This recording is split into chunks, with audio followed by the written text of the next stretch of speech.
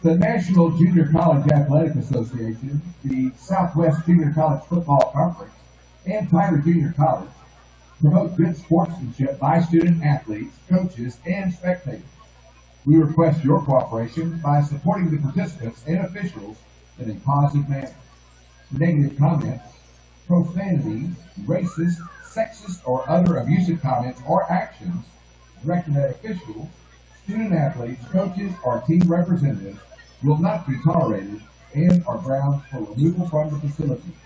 The NJCAA and Tyler Junior College thank you for your support and cooperation.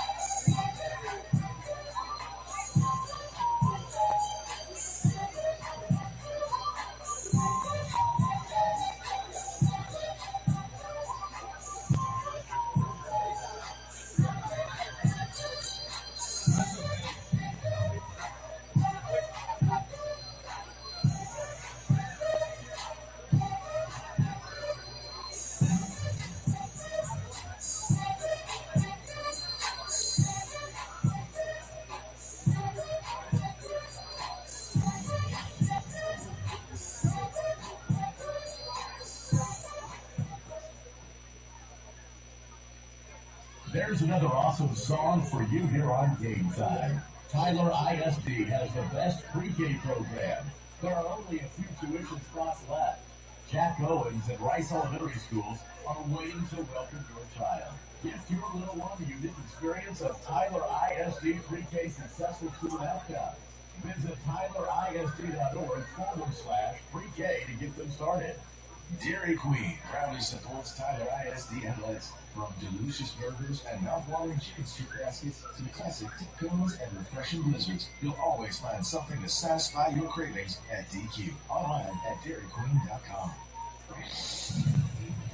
When Tyler ISD plays, it's always the best music. Hey fans, do you want to stay connected with everything Apache Athletics? Be sure to follow us on all social media accounts. Follow us on X at Apache Athletics, on Instagram at TJC_athletics, and like us on Facebook at Tyler Junior College Athletics.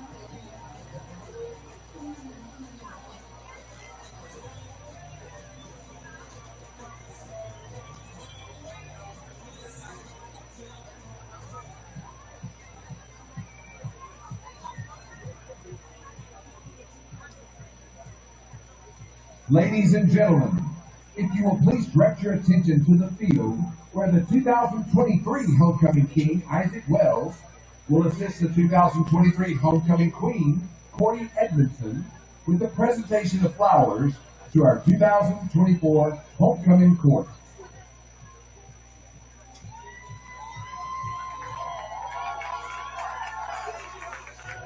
This year's homecoming theme is Fall, Friends, and Football. During Campus Capers on Tuesday night, a panel of judges chose the most handsome and most beautiful from our homecoming nominees. This year's most beautiful is Jalen Ingram, representing Criminal Justice Student Association.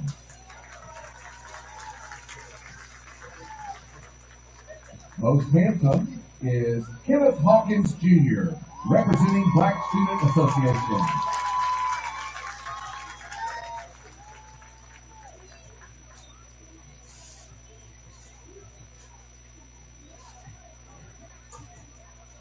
And now, our 2024 Homecoming Court.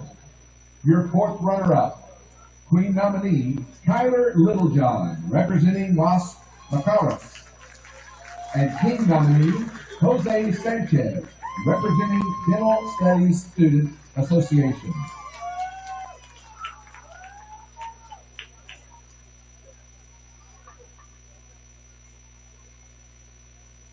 Third runner-up, Queen nominee Zamira Nunez, representing Hispanic Student Organization, and King nominee Preston Clark, representing Las Mascaras.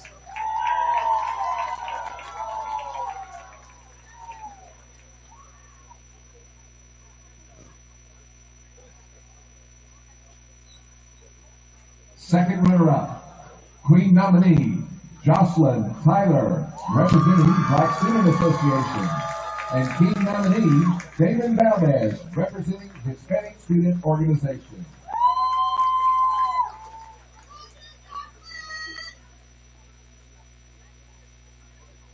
Your first runner-up, Queen nominee Catalia DeMarco, representing Drumbeat, and King nominee Cameron Wallace, representing Phi Theta Kappa.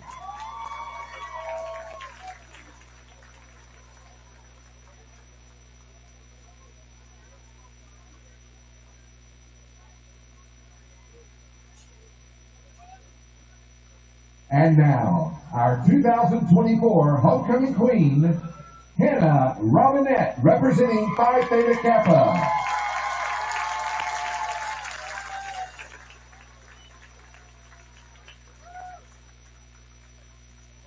And our 2024 Homecoming King, Kenneth Hawkins Jr., representing Black Student Association.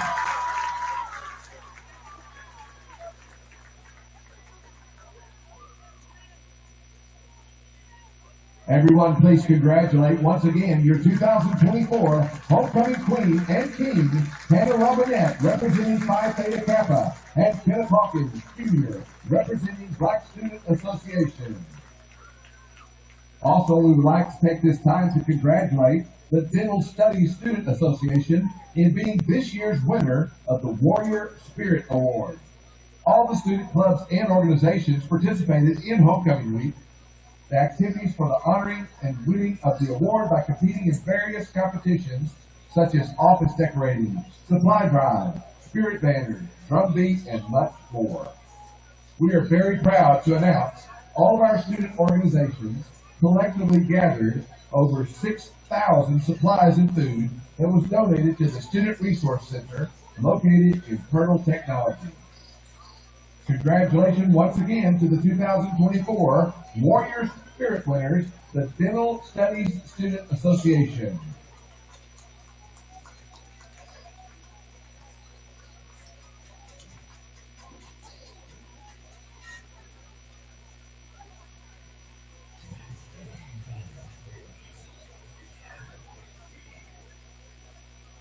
Fans, please direct your attention to the north 35-yard line, where the Apache Band would like to recognize one of their own.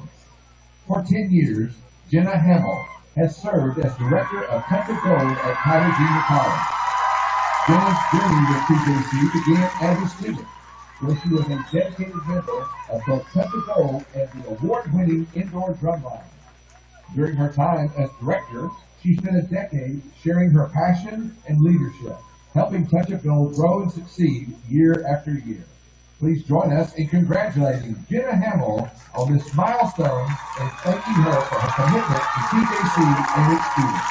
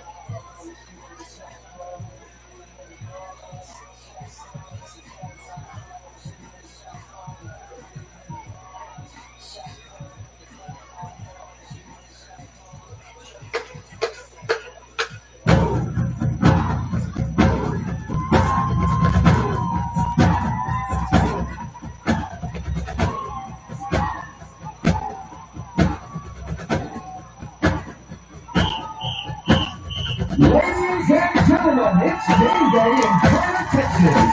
Led onto the field by feature players Taylor Hudl and Chloe Rutherford, your Apache Band and the Apache Bells.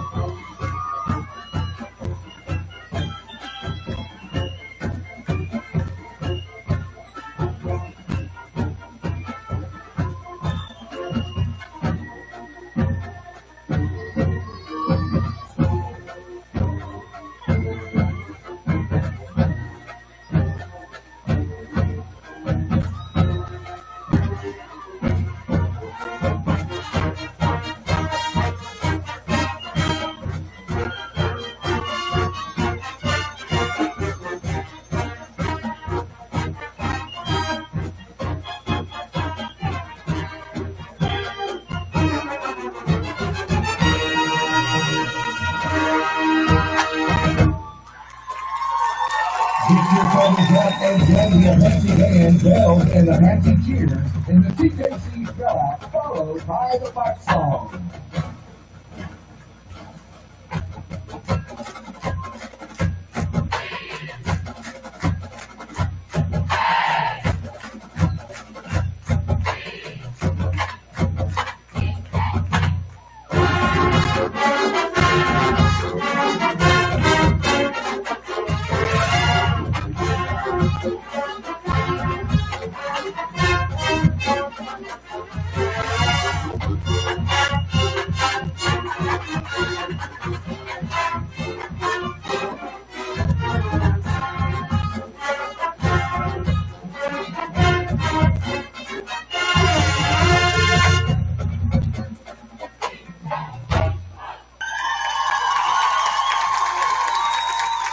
We ask that you now stand for the playing of the Kilgore College School Song conducted by Kilgore College Director of Band Derek Lagozo.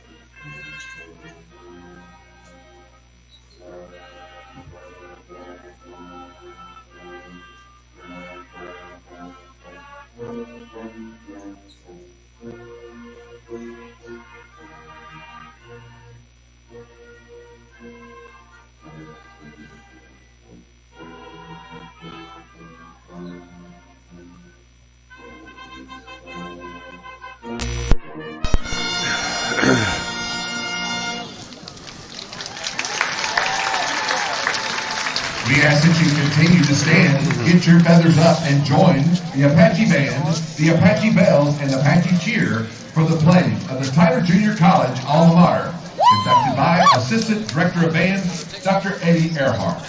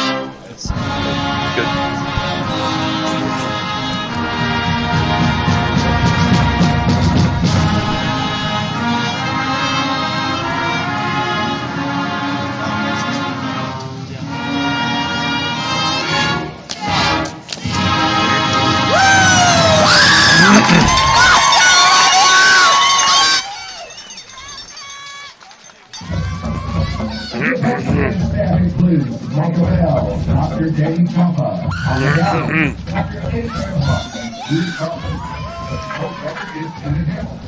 I first started at Merle High.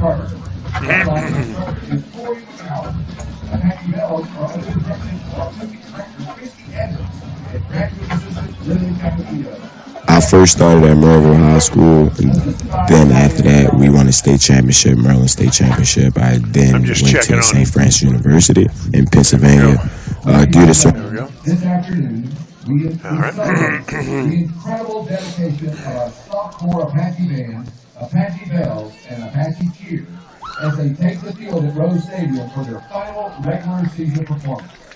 Thank you, sophomores, for the countless hours of opinion, the energy, and the spirit. Let's get out of bed. And what I say to you is true.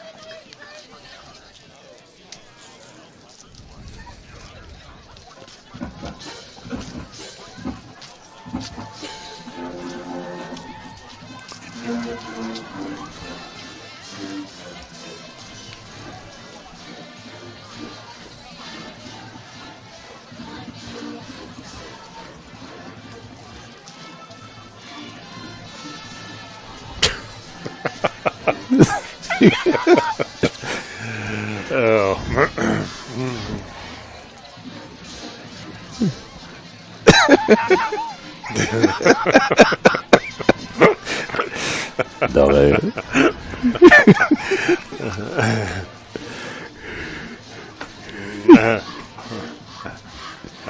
You're going to play that bump, right?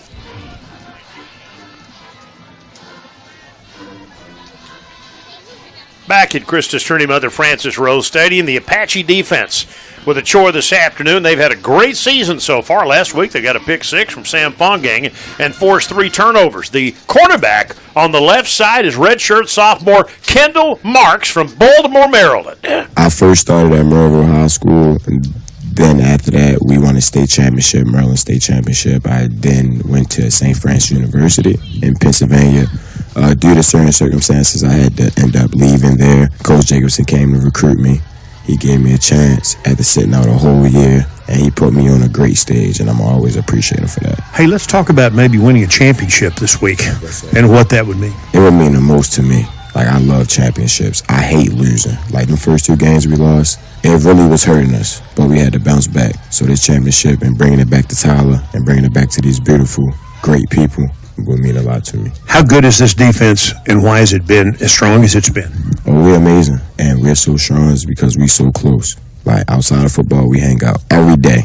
We talk. How you doing? Like, that's our motto. So we just try to just stay here, just stay close together, and just know each other's weaknesses and know each other's strengths. And then we just use it on the field to our best advantage. Pass rush has been great, and I'm guessing one of the reasons you've gotten all those sacks is because the guys on the back end are making it hard to find open receivers. Just talk a little bit about the job the secondary's done. On the back end, we call ourselves AOS, and AOS stands for all off strapping. And this is a little thing, it's a little motto we go by. We love our D-line so much because how much pressure they put on the quarterback, because, you know, it make our job a little bit easier, but we take pride in helping them out too, and we take pride in giving receivers nothing, 0 yards, like, and our coach tell us every week, like, that's our focus. We're going to play man the whole game. You got to stop it, but a lot of teams, they can't because they don't got the grit that we have. Apache cornerback Kendall Marks. It's TJC and Kilgore coming up, with first place on the line in the Southwest Junior College Football Conference for the championship coming up.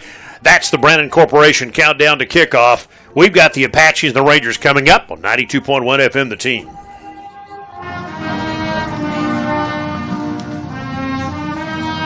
That's all right. That's all right. That's the worst thing that happens to us today. We'll all be real happy. Okay, sounds good.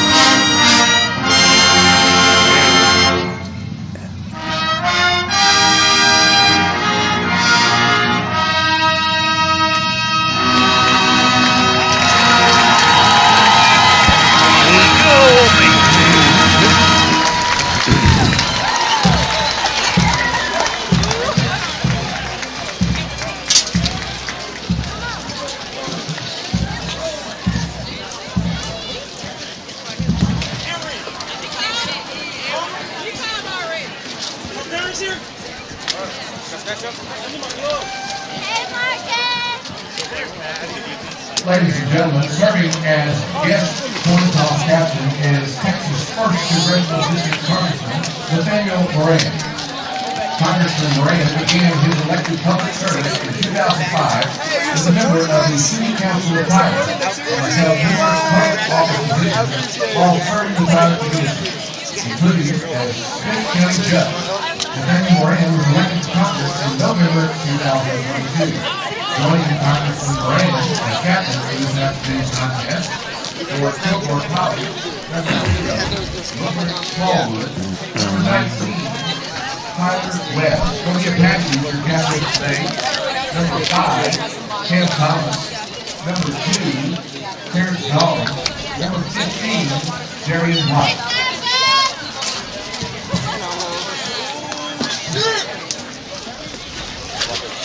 I'm gonna sit there. College one call for the third.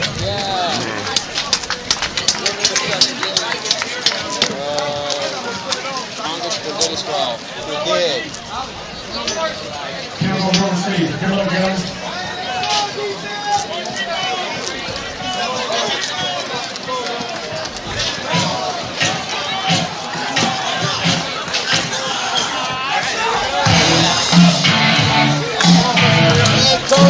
Have a good one, Coach. Yes, sir. Thank you. Yes, sir.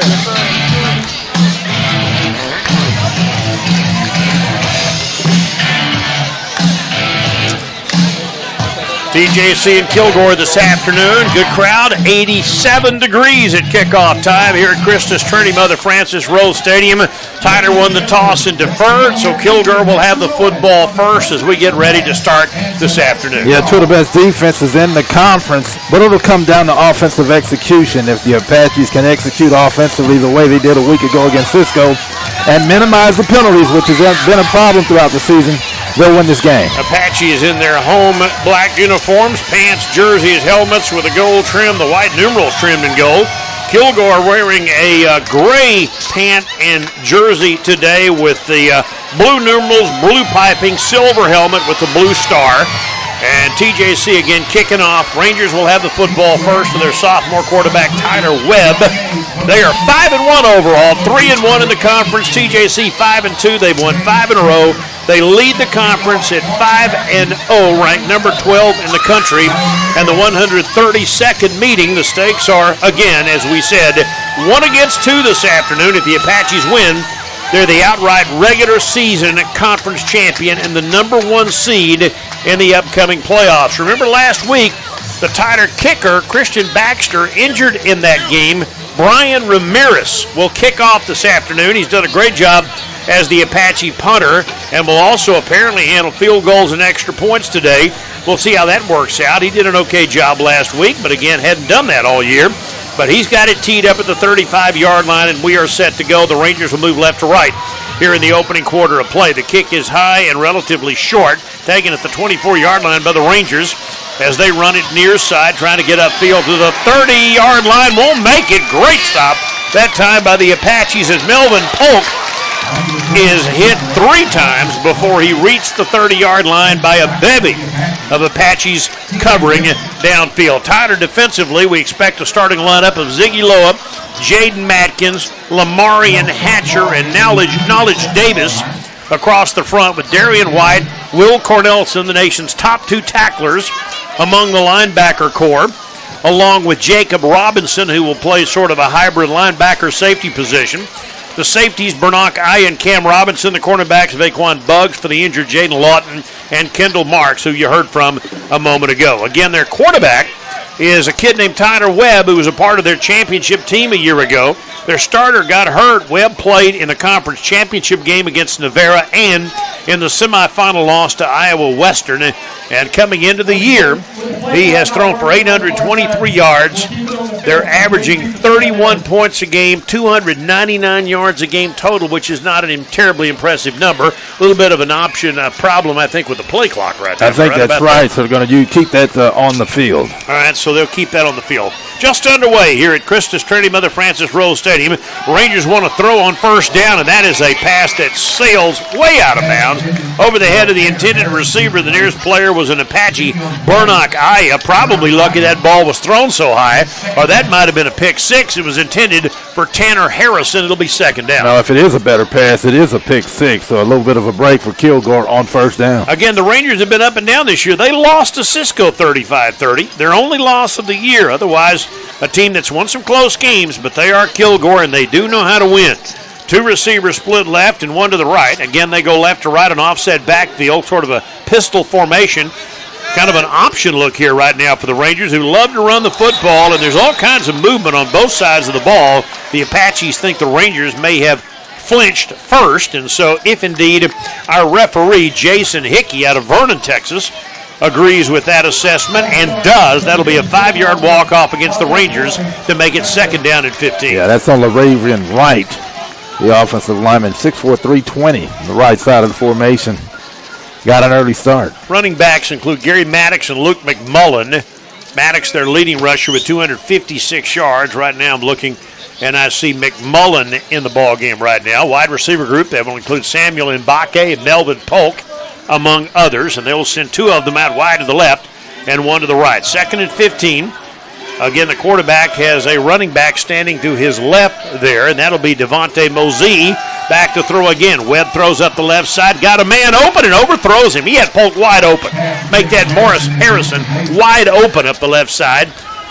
And overthrows him at the 40-yard line. So not a good start for Webb. It'll be 3rd and 15. Yeah, he's been up and down all season long as well. And Aya, in coverage that time, fell down to the ground and left a wide open receiver. He's lucky the ball was overthrown. 3rd down and 15.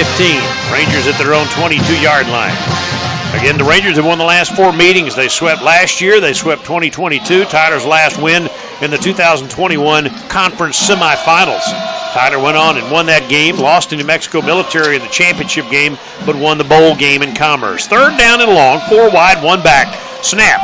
Blitz coming. TJC hits Webb as they throw it upfield. Pass completed, but a nice open field tackle made by Burnock Aya on the receiver Samuel Mbake, who made the catch, maybe gained 2 yards, and that's a very impressive start for the Tyler defense. And Aya was involved in all 3 plays in one way or another, but it's a great job, quick 3 and out forced by the Apache defense. 4th down and 13, and the punt unit comes out. Anthony Monsalves, the freshman, will kick it away for the Rangers, standing at the 11-yard line. And so Tyler expects to get the football for the first time this afternoon as the punter stands at the 11-yard line and kicks the ball away off the side of his foot. Not a terribly good kick, and they'll go out of bounds at about the 45-ish, depending on where they spot the football. So somewhere around the 45-yard line. This officiating crew, and then these JUCO refs come from all over. They get their assignment each week, and they generally do not work as a complete crew most weeks. Tyler will take it at the 45-yard line. TJC's starting quarterback, well, we're about to find out. It's going to be Trey Guerra, the redshirt sophomore from Keller. In the backfield, Bryce Burgess. The tight end is Lonnie Johnson. Receiver group includes Terrence Nawlings, Jaquan McGee, and Cam Thomas. We'll set the rest for you in a moment. 1st down. Johnson shifts into a slot right. 2 receivers to the left. Hand off to Burgess. Trying to get to the edge and does, and picks up 5, 6, 7, 8, 9, 10, and across the 45-yard line into Kilgore territory, or near the 45. They may say stepped out at the 46. That's going to be a 9-yard gain. He was tight roping the sideline. Across the 50 and has a 9-yard gain for 2nd and 1 for the Apaches. Yeah, it's a great job by Burgess to get through the line of scrimmage and bounce it outside and upfield for good yardage. Tyler's offensive line, Isaiah Drake, Tony Lynn, David Williams, Scotty Parker, and Elisha Sample. They've been together all year. 2nd and short, and the handoff, and that's Burgess for a 1st down. Picked up about 3 to the 43-yard line. So the Apaches pick up the 1st down. And they're into Kilgore territory at the 43-yard line. Just underway, no score here at Christus Trinity Mother Frances Rose Stadium. A lot of these guys wearing pink leggings or gloves or shoes in honor and awareness of Breast Cancer Awareness Month. It's 1st down to the 43-yard line. Pitch and catch to Cam Thomas. Caught but tackled for a loss on that screen, that outside screen in the backfield, trying to make somebody miss, but he did not make the Kilgore defender miss that time, Jalen Webb. It's a loss of about 3, 2nd down. Webb got a great read on the play. He knew exactly where the ball was going and got there just in time to make a great tackle. One of Tyler's favorite plays this year, 21st reception of the year for Cam Thomas. And it'll be 2nd and 13 at the Ranger 46-yard line. No score, near side to short side. 3 receivers right, Guerra to throw. Throws the screen pass near side, and Johnson had it and dropped it. He had room. Lonnie Johnson, the SMU transfer tight end, dropped that pass. 3rd down and long coming up. Well, he did have room to work with on a receiver screen that time, set up to the left side of the formation. He catches it. It's an easy 1st down and much more. Redshirt freshman from Fort Worth Timber Creek. 3rd down and long for the Apaches. 3 minutes into a scoreless ball game here at Christus Trinity Mother Frances Rose Stadium. The Apaches and the Rangers. Ball's at the Kilgore 46-yard line. Again, near side to short side. 2 receivers to the right, 1 to the left. Johnson in a slot. The running back is Burgess. Snap the football. Play action fake. Guerra throws the ball downfield, and there is contact, but no call. Cam Thomas the intended receiver, but good coverage down there. And I thought he played it very well, Jalen Webb, the Kilgore cornerback. So after a promising start to the drive, the Apaches now face a 4th and 13, and they will have to punt. Well, they got the 1 first down and then went in reverse after that, and they'll have to punt it away. So the Apache kicker, Brian Ramirez, averaging about 41 yards a kick, also out of Keller. Came to the campus in street clothes and tried out and became Tyler's punter right before the season started. Man in motion for TJC as they snap the football to Ramirez, and he will kick it and angle it toward the right. It's a really nice kick that will go out of bounds inside the 10, maybe near the 5-yard line. That thing hit on the edge and goes out of bounds inside the 5. What a nice punt by Tyler's Brian Ramirez. Nice spiraling punt by Ramirez. Couldn't have done it much better than that. First down for the Rangers, pinned inside their own 5-yard line. So TJC sends their very active defense. They lead the nation in sacks, 37 coming in, and they had about 20 in their last 3 games. They were all over the Cisco quarterback, Landon Vessel, last week, and they also forced 3 turnovers in that game. TJC's defensive unit has 64 tackles behind the line of scrimmage this year as well. Ball near the 4-yard line. It'll be 1st and 10 from their own 4-yard line for Webb and the Rangers. Webb will keep it on the ground, handoff. Ball gets out to the 6, 7 to the 8-yard line. Gain of about 4, maybe 5 that time. Nice run on first down that time by Luke McMullen.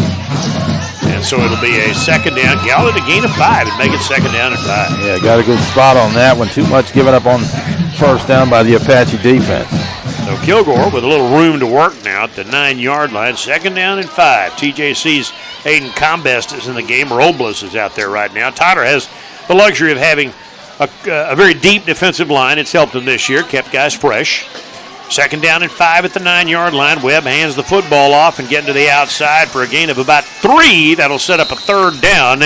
Tyler comes up and makes the tackle after the handoff on that play, and that time they gave the ball to, I got to check it. It's not Maddox. I got to check the number down. They're hard to read from up here. But it'll be a 3rd down. Either way, it's a 3rd down coming up. Yeah, big play coming up for the Apache defense. Make a stop here, and the offense will get good starting field position. All right, here's a 3rd down coming up. Again, that last Kilgore ball carrier was Kendall Taylor, and he stays in the game. 3rd down and 2. Ball at the 13-yard line for the Rangers. They go left to right on your device. Hand off to Taylor. No good. They were all over him. Met him on the edge, and Robles makes a nice play on Kendall Taylor. Dropped him for a loss. And that's 2 consecutive stops for the Apaches. Rangers have to send the punt team out. Well, that's back-to-back quick 3-and-out force by the Apache defense, and the offense should get good starting field position. So TJC defensively this year, as the season has worn on, they have continued to dominate, averaging, giving up less than 14 points a game and 269 total yards. Those are very impressive numbers. Rangers will be punting from about 5 yards deep in their own end zone. Tyler should get good starting field position out of that as they send Robinson back deep to retrieve the punt. And the punt is away. Nice high kick. Well done that time. And Robinson at his own 45 fumbles the ball but picks it up on the run. In trouble. Now escapes. Cam Robinson goes to the edge. Still in trouble. May not make the 50 and will not. And was lucky that they didn't strip the ball. Kind of carrying that thing out there a little exposed. And the Rangers were going after it, but Robinson manages to hang on. Tyler does have good field position, but that was a little bit scary. Well, and as it stands, that's actually a pretty good job of their kick coverage team. The Apaches don't get the great starting field position that I thought they would get, but it's still pretty good. And a nice kick that time by the Rangers. So 1st down for Tyler at their own 48-yard line. Again, they go right to left on your device here in the opening quarter of play. Far side to short side, 3 wide receiver, 1 back set, snap the football. Hand it to the outside for Tangle Logan, and he picks up about 5 off right tackle. Ankle tackle finished that off by the Rangers, and that'll be a gain of about 5 on a 1st down run by the Apaches. Yeah, it's a good start to the second possession. They have to find a way to keep it going on the ground. To the Ranger 46, where they were on their last possession. Handoff, no, fake the handoff to Logan, and Guerra will keep it. Guerra hit at the 44 and maybe falls forward to the 43. That was a bit of a collision down there, and a good job by the Rangers to get an open field tackle. Aziel Jones, big sophomore safety linebacker type guy, makes it a 3rd down and 1 coming up. Yeah, Johnson had a good block. He needed to run inside the block instead of around it. 3rd and 1 for the Apaches at the Ranger 43-yard line. Under center, Guerra takes the snap, bubble screen out near side, and it'll be Terrence Nollings throwing deep. He's got a man wide open, caught. Tank Logan, touchdown. Reverse pass. Terrence Nollings throws the 43-yard touchdown pass to Tank Logan, and the Apaches draw first blood. Well, and that's how you take advantage of that great starting field position, but a great job by Logan to reel in. It's not always easy to catch a wide open pass like that. He was wide open, found a way to catch it and dance into the end zone. 43 yards, and the Apaches are on the board first, 6-0. Been working on that all season, probably getting ready for this game. Well, Baxter is out there. Baxter was banged up last week, but he is kicking the extra points today, and that's good news. And so Ramirez the holder, and Baxter's extra point makes it 7-0 Tyler. With 8:41 to go in the opening quarter, Tyler 7, Kilgore nothing. Back in 1 minute, 92.1 FM the team. 3 plays, 52 yards.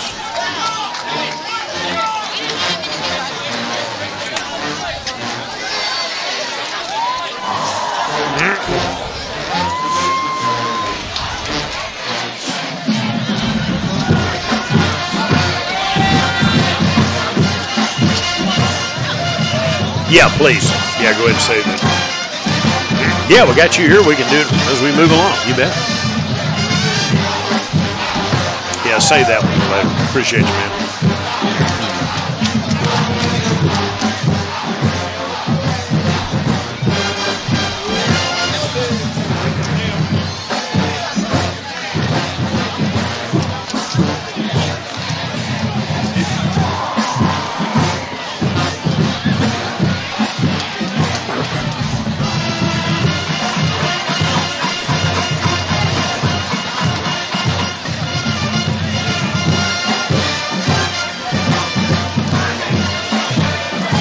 Option pass touchdown, 43 yards, Nollings to Logan. Tyler's up 7-0. 3 plays, 52 yards. They did it in 56 seconds. 8:41 to go in the opening quarter, and TJC with a 7-0 lead over the Rangers. Got a nice crowd on hand this afternoon. Halftime show, as always, should be great.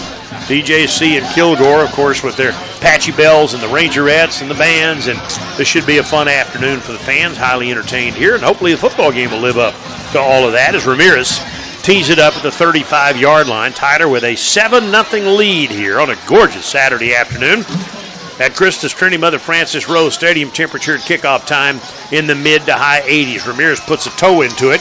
Kick is a line drive that'll bounce at the 13-yard line. Rangers pick it up at the 10. Bringing it upfield to the left side. They get a block on the edge and a nice return out past the 30, and then a late flag. Probably either a late block against the Rangers, or did they hit him as he went out of bounds? I saw a crackback block. I'm not sure if that's why the penalty flag was thrown, but I definitely saw a crackback block on an Apache. All right, so our referee will tell us what it is. It's going to be a personal foul, crackback block against the Rangers. Jason Hickey tells us that 30-yard line spot for the Rangers will not hold up after that penalty. So the Rangers have not had the gift of field position so far as we play about midway through the opening quarter here at Christus Trinity Mother Frances Rose Stadium. Texas Tech is playing on AM 600 KTBB against TCU. The Longhorns playing as we speak on Local News Radio 97.5 FM KTBB at Vanderbilt. And tonight the Aggies meet LSU. We've got game 2 of the World Series tonight here on the team. We got a lot of sports on. Last night Freddie Freeman hit a walk-off grand slam to give the Dodgers a Game 1 victory over the New York Yankees. First down for the Rangers at their own 10-yard line. Ball favors that left hash on that painted 10-yard line, the nose of the football. Rangers in a shotgun, 3 wide receivers with a running back in a slot. Inside handoff and a hole that time. Pretty good little gap that time for the Rangers to pick their way out to about the 18, maybe the 19-yard line by Gary Maddox, their sophomore running back. 4 touchdowns this year. His longest run has only been 15 yards. They have not had the explosive plays that we saw a year ago. Well, that we're used to seeing from a Kilgore offense. Again, they've just been pretty good offensively, but they find ways to win. We got a little wind kicking up on the field down there. Not sure what that's about, but I was watching that. But the flags are not doing much. It's a gain of 9, second down for the Rangers at the 19-yard line, 2nd and 1. Tight end lined up right. Now he moves to the left in a slot. 3 receivers and a snap and a pump fake. Webb throwing down the left side. It's going to be a jump ball. Marks in coverage, and that's a great catch by the Rangers in Tyler territory on a back shoulder fade. You can't do it any better than Samuel Mbake did that time into Tyler territory around the 40-yard line. Yeah, Robinson just a little late getting his head around on that play. He was in pretty good shape in coverage, but he was late to get his head around, didn't spot the football. I called, said Marks, yep, you're right, Jacob Robinson, the Argyle sophomore. Ball spotted at the Tyler 44-yard line. Good play that time by Webb and a heck of a catch. First down at the Tyler 44-yard line. Tight formation to the left, wide receiver right. Webb, big sophomore quarterback, standing out of the shotgun right on the 50-yard. Snapped the football to him and runs the stretch play to Maddox. Maddox trying to get to the edge, breaks 2 tackles, gets it inside the 40-yard line. Good run by Maddox. He made 2 Apaches miss that time. One of them just bounced off of him. That's a gain of about 8. I called it a 7-yard gain to the Apache 37. Yeah, too many broken tackles. The Apaches were actually in position to drop him for a loss, but couldn't bring him down. That's a gain of 7. 7-zip. The Apaches with the lead here. We play with 7 minutes to go here in the opening quarter. Christus Trinity Mother Francis Rose Stadium. Only meeting of the year in the regular season for these two. They could certainly square off again in the playoffs. 2 receivers left, 1 to the right. Man in motion this time. Snapped the football on the 2nd down to Webb coming up here after a long count. And now he's got his guys in position. Maddox standing to his right. Hands the ball to Maddox, trying to get to the edge, and does. Maddox with a big hole, 25. Maddox to the 20. Maddox inside the 20, and then a late flag flies. That was a really late flag. Now we'll see if it's a holding illegal block, right? Yeah, we'll see, but he's 10 yards downfield when the flag is thrown. So if it is holding, they'll get some of this yardage, maybe not all of it. Boy, that was a late flag. Yeah, that was a really late flag. And it is holding. Holding against Kilgore. Again, they'll get some of the yardage. Yeah, they should get some way downfield.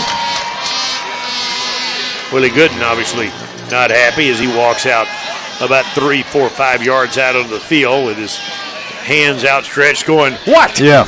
Yeah. What the heck? Yeah. That was a late penalty flag, but they tagged him for holding. All right. Coach Gooden in his 6th year. Warner shared 3 championships so far. Has a great run going. Done a great job. 2nd and 4. Ball at the Tyler 38-yard line. So 2nd down 4. The Rangers have run the ball well on this series. They've been able to, and then they got the nice catch from their wide receiver, but they have run the ball very well, which has been their MO for a long, long time. Yeah, they kind of got away from it. But again, they haven't been playing the kind of offense we're used to seeing, but today, at least on this possession, they seem to be getting on track. 2nd down and 4. Tight end with his hand on the ground, right lines up to the near side. And 3 receivers, tight left, short side of the field, hand off to Maddox, and Maddox is going to bang the pile forward for what looks like, or will be very close to a first down right off left tackle.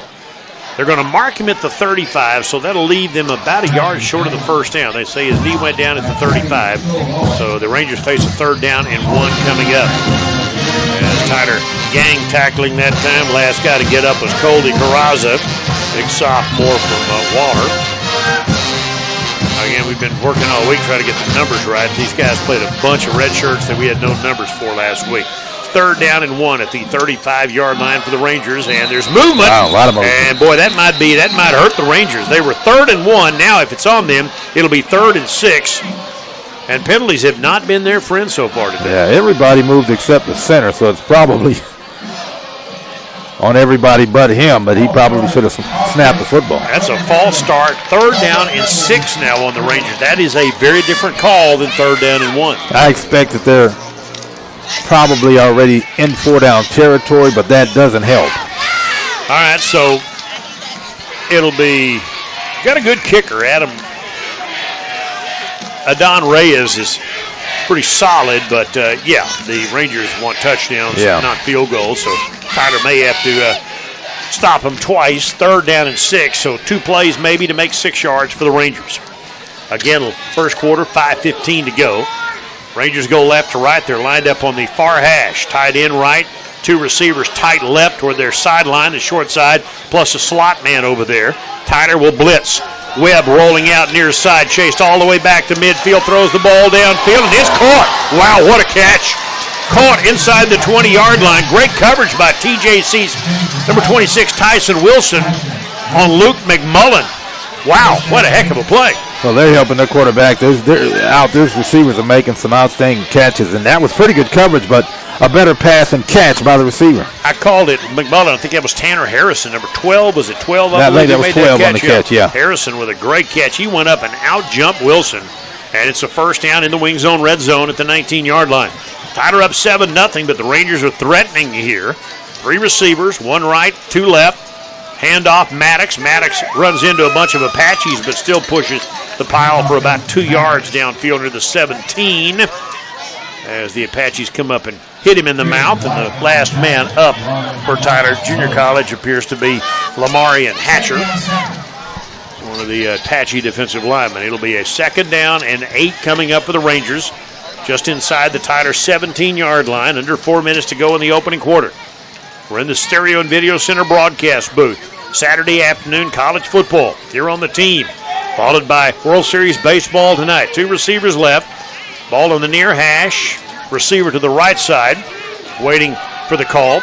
Man in motion, and they run the jet sweep. Going left, there's room out there, and this will be inside the 10, inside the 5. It'll be 1st and goal as they make the play at about the 5-yard line on Devontae Mosey.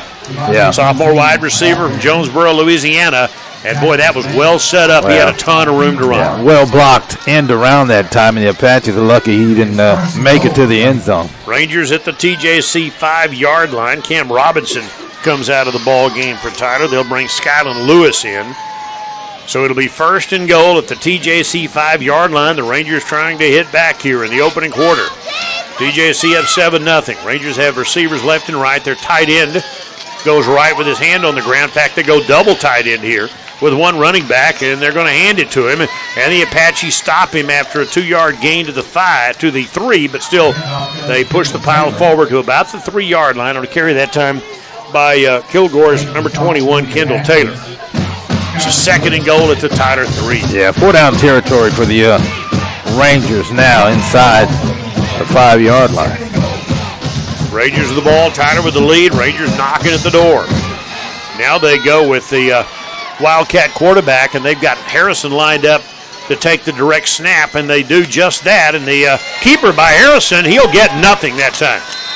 Faked the handoff to Mosey and kept it, and the Apaches, I guess, kind of knew what was coming that time, because they were all over him, including Will Cornelson, the TJC middle linebacker. Give him a half-yard to the 2 and make it 3rd down. Yeah, the Apaches were not fooled on the play. They knew what was coming. Nice job on that play. Well, it would be a win now for Tyler if they could hold the Rangers to a field goal. We'll see how they work all this out. Would the Rangers go for it here at the goal line? They want to punch it in. The Apaches trying to make sure that doesn't happen. Harrison lined up right. Now the quarterback Webb is back in. 3rd and goal at the 2. Two receivers split right. Snap, Webb on the rollout. Webb will be hit at the 2, and he will not get there. He's pushed toward the goal line, and the whistle finally blows. He'll be stopped short. He was hit at the goal at the 2, but he was pushed forward to the half-yard line. And I got to believe the Rangers are going to try to punch this. Yeah, they're right there on the lip of the cup, right? The nose of the ball is touching the goal line, so. Yeah, obviously they got to go for it here. Minute 15 left in the first quarter. 7-0 Apaches. The Rangers are a nose away from perhaps tying this football game. Webb, tight formation, double tight end, everybody lined up tight. Quarterback sneak. Oh boy, I don't know, he dropped the ball. This may be Tyler's football. And TJC comes out of there with it. He dropped the ball, and the Apaches recover. Somebody jarred it loose, and Tyler comes out of there with it, and that is Sam Fongang. And the Apaches not only hold Kilgore, they get a turnover. Yeah, that's a huge goal line stance by the Apaches. Again, the nose of the football was touching the goal line, and they don't get in. Great job by the Apaches. Where are they going to give them possession here? They're going to say recovered at just outside the 1-yard line. But Tyler kept them off the scoreboard, and now let's see exactly what the Apaches can come up with to maybe get themselves some breathing room, as Kilgore did on that last drive. They went from their own 4-yard line to the Tyler half-yard line, 93-yard drive, and got nothing. Got absolutely nothing. A time-consuming drive that took up about 7 minutes. All right, so Guerra out of the end zone, shotgun, takes the snap back to pass. Guerra looking, throws the ball upfield, got a man out there, caught by Nollings in midfield. It's a foot race. Nollings dragged down at the 35. Nollings was a tick away from a 98-yard touchdown, but he caught it in stride and takes it inside the 35-yard line, and that's the way to get out of a hole. Well, that's a great pass by Guerra. I didn't think he was going to be able to catch up to the football, but he got enough air under the ball, and it dropped into his hands. A 65-yard pitch and catch to Nollings. First down Apaches at the 34-yard line. That got the crowd on their feet. Hand off to Tank Logan, and Logan hit at the line of scrimmage and driven back. Ranger front seven has always been legendary in this league for their ability. Josh Williams made that tackle that time, but we know what Kilgore's front seven has always been like. They are as good as it gets, and that time they looked that way. Yeah, end of the quarter. And the quarter comes to an end. TJC 7, Kilgore nothing. Back in 1 minute on the team.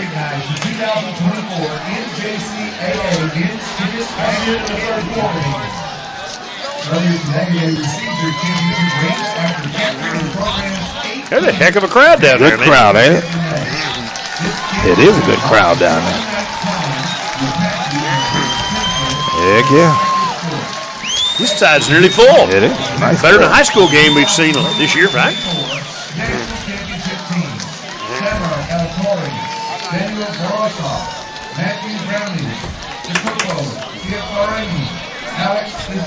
You know, heck of a crowd. Yeah, It's it's a great crowd. Awesome. And Dan Pearson. The student athletic trainer to Sydney Jackson. Head athletic trainer is Eddie McGuire. Strength and conditioning coach, Jay Green. Interim head coach and 2023-24 assistant coach, Micah Abbas. Assistant coach for the senior. Second quarter, Tyler up 7-0 as the Apaches throw a 65-yard pass to get out of a hole following a goal line stand for Tyler. They lead Kilgore 7-0. They have a second down and 9. Tyler going left to right here in the second quarter at the Ranger 33-yard line. Kilgore got to the lip of the cup. They fumbled. Tyler recovered on a fourth down play. And the Apaches throw a long pass from Guerra to Nollings, and now they've got second down. They're in Kilgore's territory at the 33-yard line as we start the second period here at Christus Trinity Mother Frances Rose Stadium. 3 wide receiver formation against a 4-man front for Kilgore. Fake the handoff, and Guerra looking to throw again. He's flushed out of the pocket, rolls left, throws downfield. Ball caught by Peretz. First down at the 21-yard line.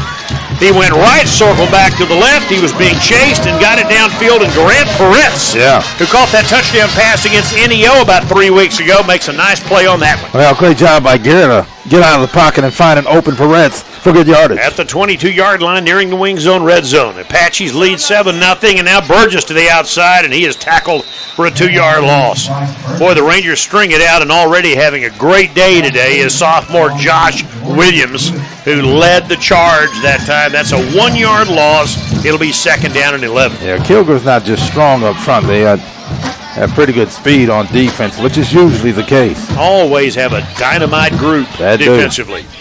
We have always admired what the Rangers do on that side of the football, dating back to when Willie Gooden played for the Rangers in the early aughts. Second down and a handoff. Make that fake it to Logan. Pitch it out to Peretz. Caught. Peretz to the 20. Peretz breaking a tackle for about 2. Knocked his helmet off.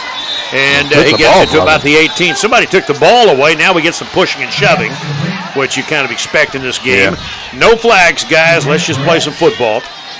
And Tyler wound up getting about 6 yards out of that. It'll be third down.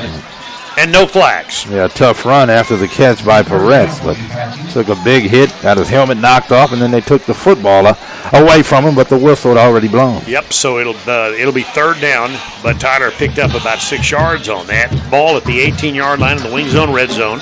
The Apaches with a third down and 6 coming up at the Kilgore 18-yard line.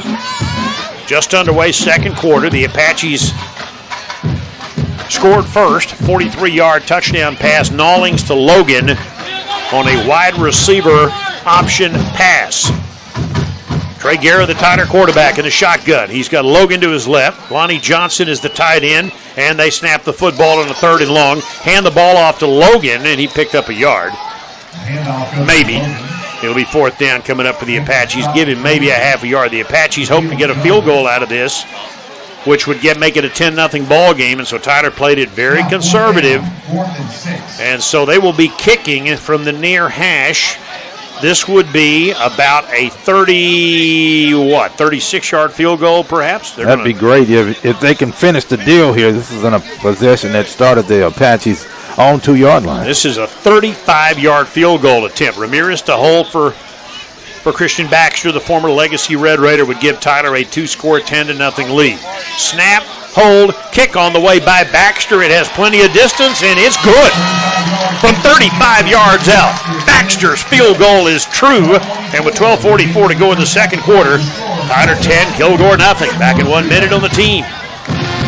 That's a 6 plays, 80 yards. They pushing and shoving again down there? Okay.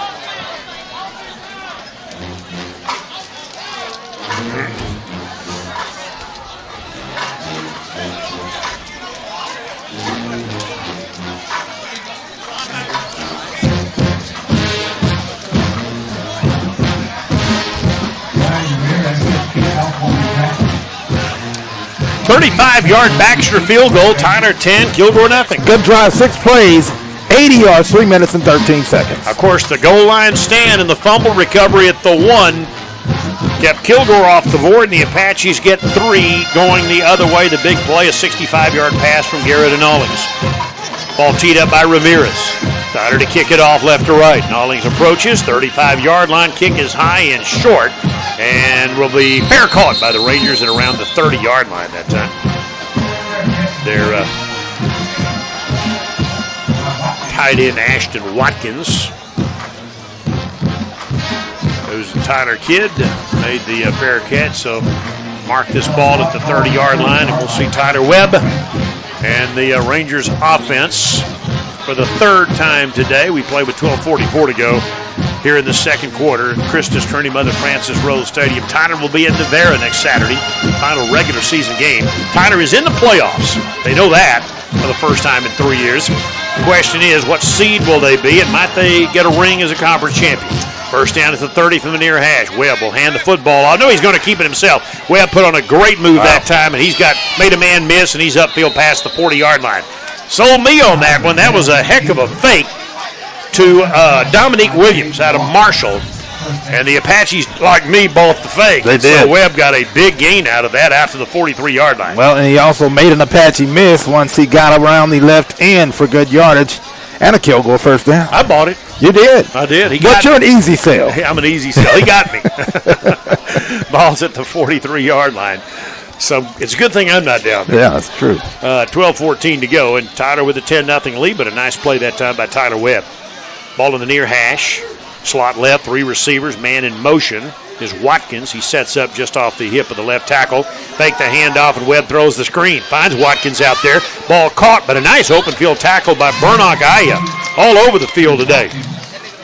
The young man born in Central Africa who did not know what a football was until his family immigrated to the U.S. when he was 7 years old, and he'd been playing soccer and a little rugby. He knew what that was. Didn't even know what football was. Well, he knows what it is now, and he's pretty good at it, but that's a great tackle on a big tight end. Watkins is 6'5", 260. Who wants to tackle that guy? But he did. Gain of 2, though. Second down and 8 at the 45-yard line. Rangers with the ball. Tyler with the lead. Rangers in their road grays with the blue numerals and the silver helmet. Second down and a man in motion. Out of the shotgun, Webb hand the ball off on the jet sweep, and they've got room again to midfield and into Tyler territory. That's worked a couple of times today on the handoff to Mosey. takes it all the way down to the Tyler 40-yard line. They're going to have to clean up that play. Apache's not doing a good job of defending the end around. Big yardage on that one as well. Takes it to the Tyler 40-yard line. Rangers moving the ball. Yeah. Got it all the way inside the one before they fumbled on their last possession. So Tyler up 10-zip, but Kilgore moving again after taking the kickoff at the 30-yard line. A couple of first downs later, the Rangers had the football at the Tyler 40-yard line.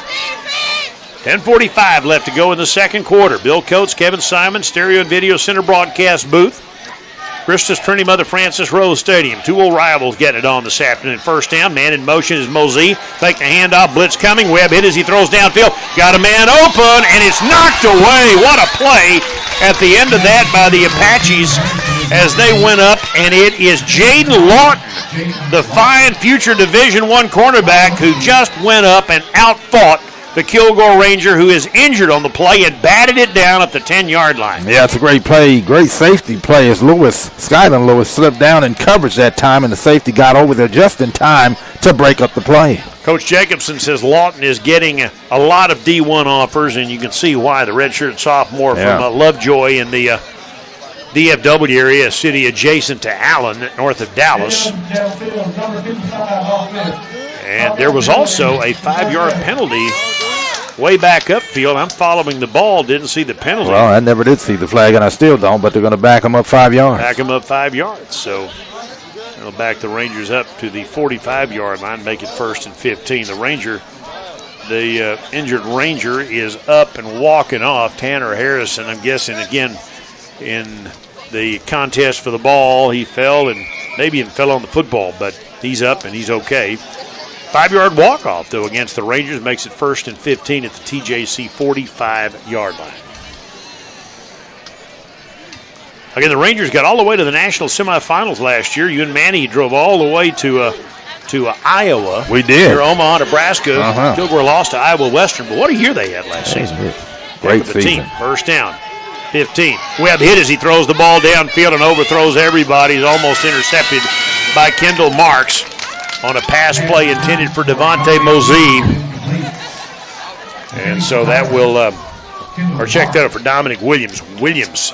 But Marks on defense that time, second down 15. Well, Webb took a big hit as he released the football, so the pressure caused a bad pass. Good job by the Apaches up front. Tyler does not have a sack yet today. They always put pressure on the quarterback, but good blocking so far to keep the Apaches from, and kept Webb's jersey for the most part relatively untouched today so far, at least compared to what some of the recent games have been like. Second down, ball in the near hash, and they're way early that time. Well, that's the second time again that everybody moved except the center, so I'm guessing it's on the center because everybody else moved. A couple of their guys are yelling at each other down there. Well, I think they're yelling at the center because, again, that's the second time today, but everybody moved but him. Wow.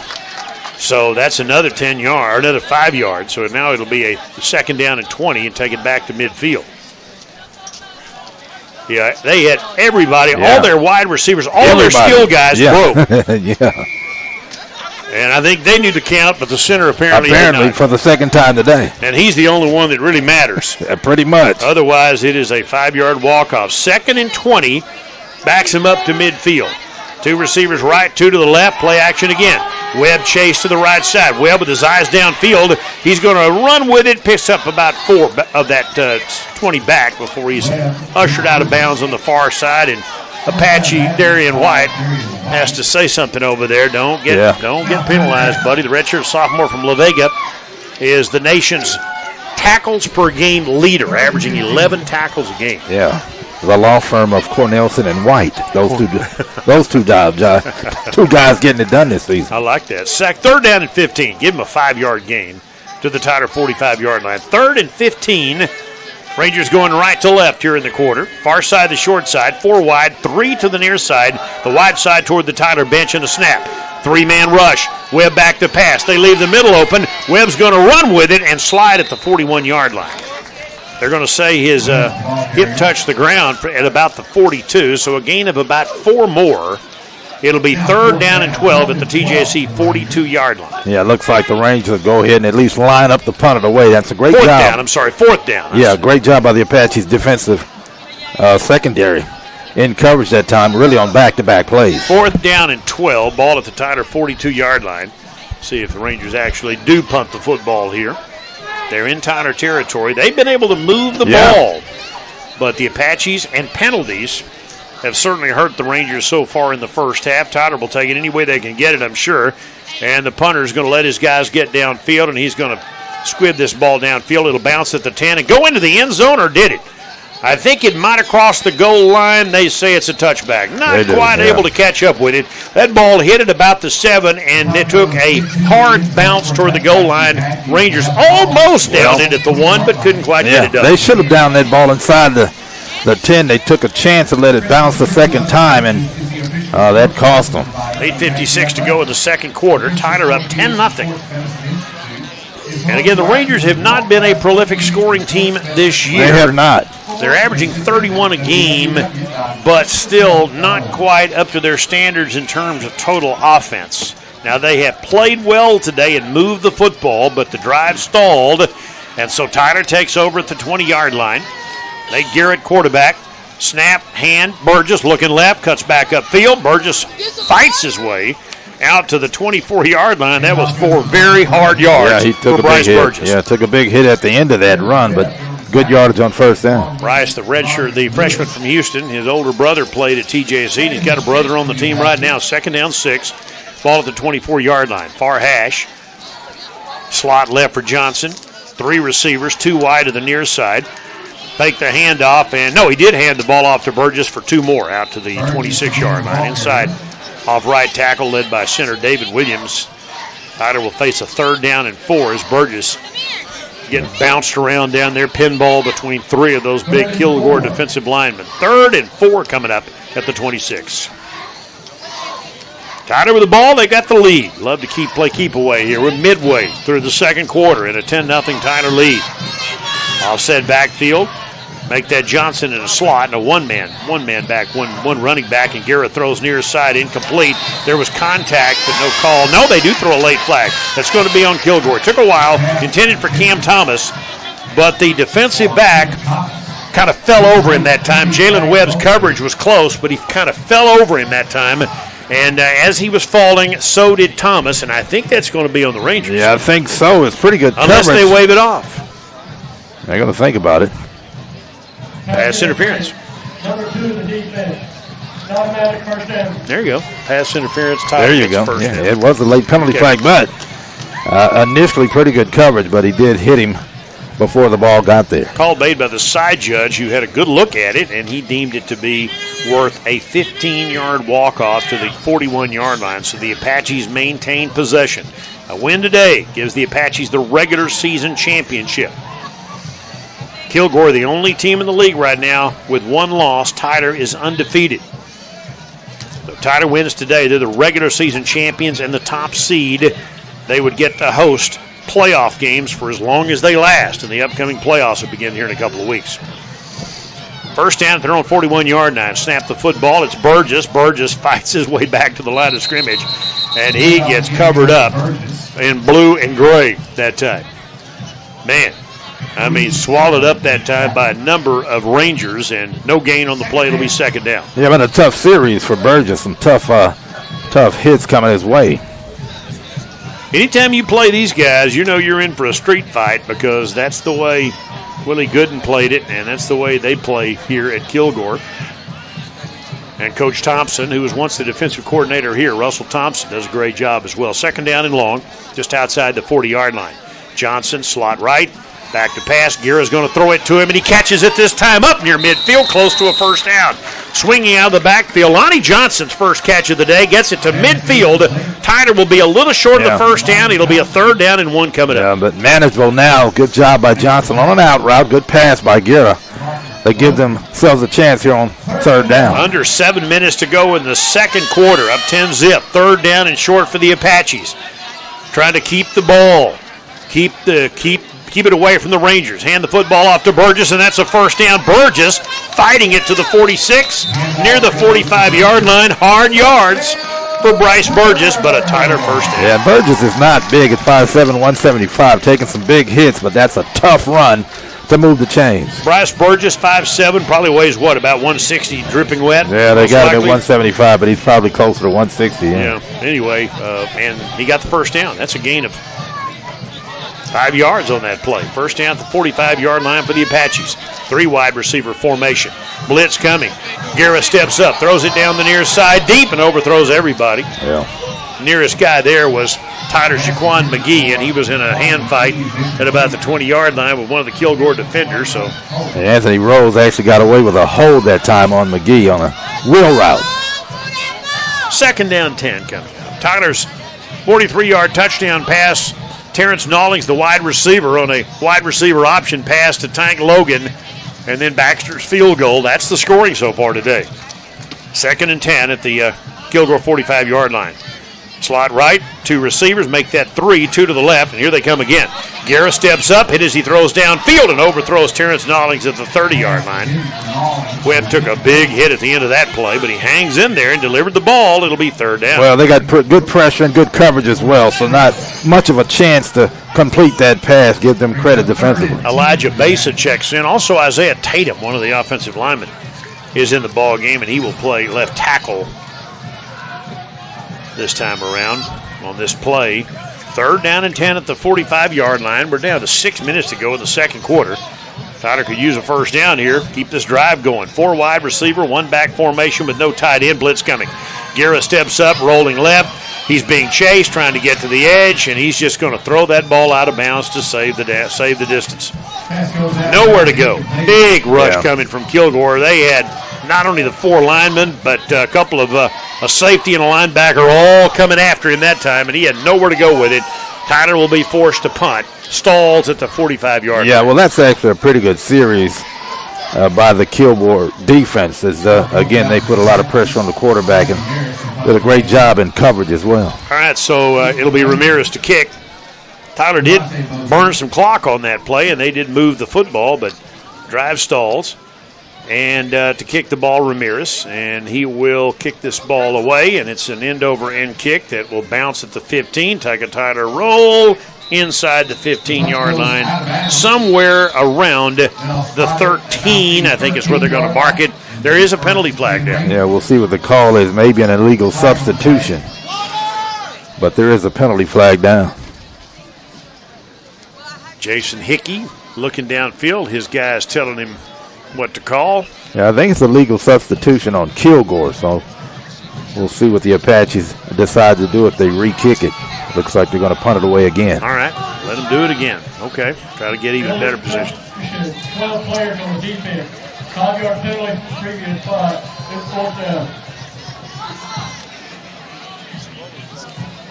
Now, Tyler, it's 4th and 5 at the 40-yard line. Yeah. Want to rethink that, Coach? Doesn't look like it. He still has the punt team out there, but I probably would think about it.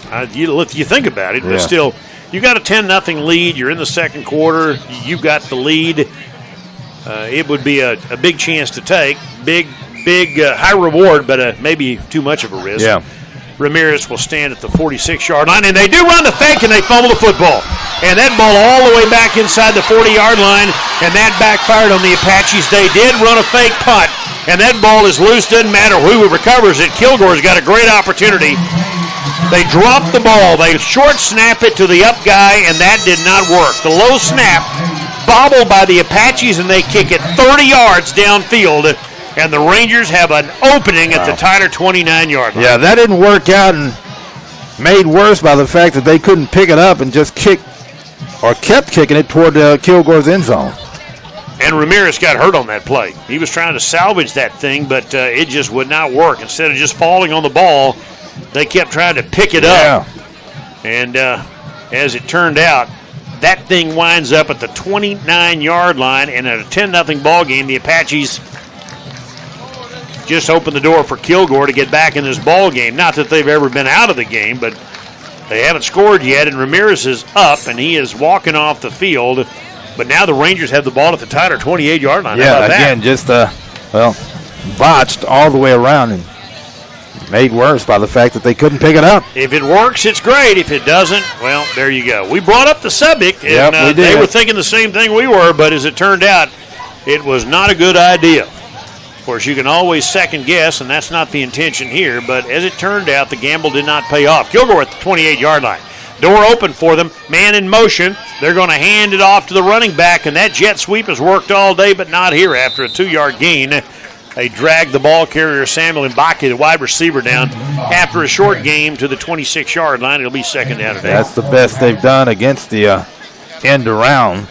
The Apache defense held them to a short game. Just about 5 minutes left to go here in the second quarter before the Oakland Construction halftime show. Second down and 8. Ball at the Tyler 26-yard line. Sun really popping through now. Beautiful afternoon. Ball on the right hash. 2 receivers left, one to the right, man in motion. Webb, handoff inside to McMullen. McMullen hit after a short gain, and he got popped that time. That is a great play coming up from the edge by Jaden Lawton, the Tyler cornerback. Gain 2 more. It'll be third down coming up. Yeah, he appeared to have. McMullen did much more room to work with, but a great job by the defense to get back into the play and stop him. Again, you're trying to hold these guys to a field goal here right now. If you can do that after that disastrous attempt, third down coming up. Ball just inside the 23. Call it a third and a long 5. How about that? Far side, the short side. Snap the football to Webb. He's going to throw the fade down the far side, and that ball off the fingertips of the receiver who was open but could not reach out and grab it, and that is a pass that is incomplete. It'll be fourth down for the Rangers. They take a shot and cannot get it done. Almost got it on a one-handed catch to Mosey. Pretty good coverage, but he did have a step on the defensive back and nearly caught the pass. All right, so fourth down. The Rangers have a decision to make. Do you take the 3 attempt here, would be about a 40-yard field goal attempt, or do you try on a fourth down and 5? Yeah, they're going to take a timeout and think about it. Yeah. We'll take it with them. 4:20 to go, first half. 10-0 Tyler. Timeout Kilgore back in 30. 92.1 FM the team. Everything Apache Athletic. Be sure to follow us on all social media. Follow us on Apache Athletics. On Instagram, oh, man. TJC_athletics. And like us on Facebook at Tyler Junior College Athletics.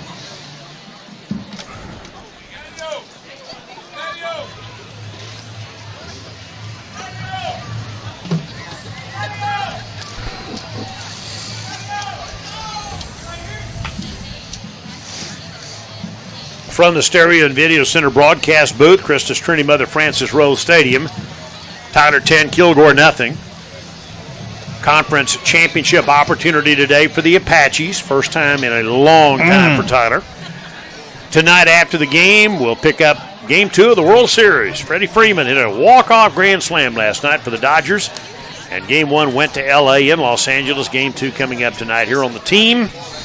Yeah. Coming up at halftime, we'll visit with Jeremy Strickland, the TJC band director. It's a big performance by the band today with the bells. Of course, the Rangerettes are here, so there's a rivalry there too. And it's homecoming today. All right, here's a fourth down, and the Rangers send the field goal unit out. So Willie Gooden will send the field goal unit out there with Anthony. Is that Reyes? Looks like Reyes is the holder. And Monsalves is the kicker. This would be a 41-yard field goal to put Kilgore on the board. Snap, hold, kick on the way. It has plenty of distance. Does it have the... Yes, it does have the angle, and it's good. Rangers are on the scoreboard. A Tyler mistake. Defense holds, but Kilgore gets a 41-yard field goal. Tyler 10, Kilgore 3, back in 1 minute on the team. 3 plays, 5 yards.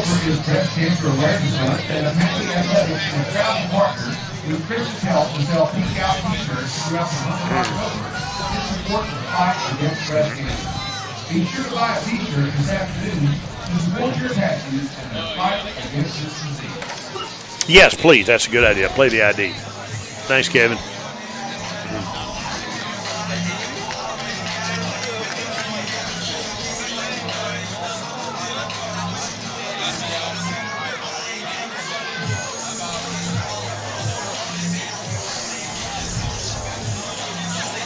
Crowd noise about right, Kevin? Okay, good.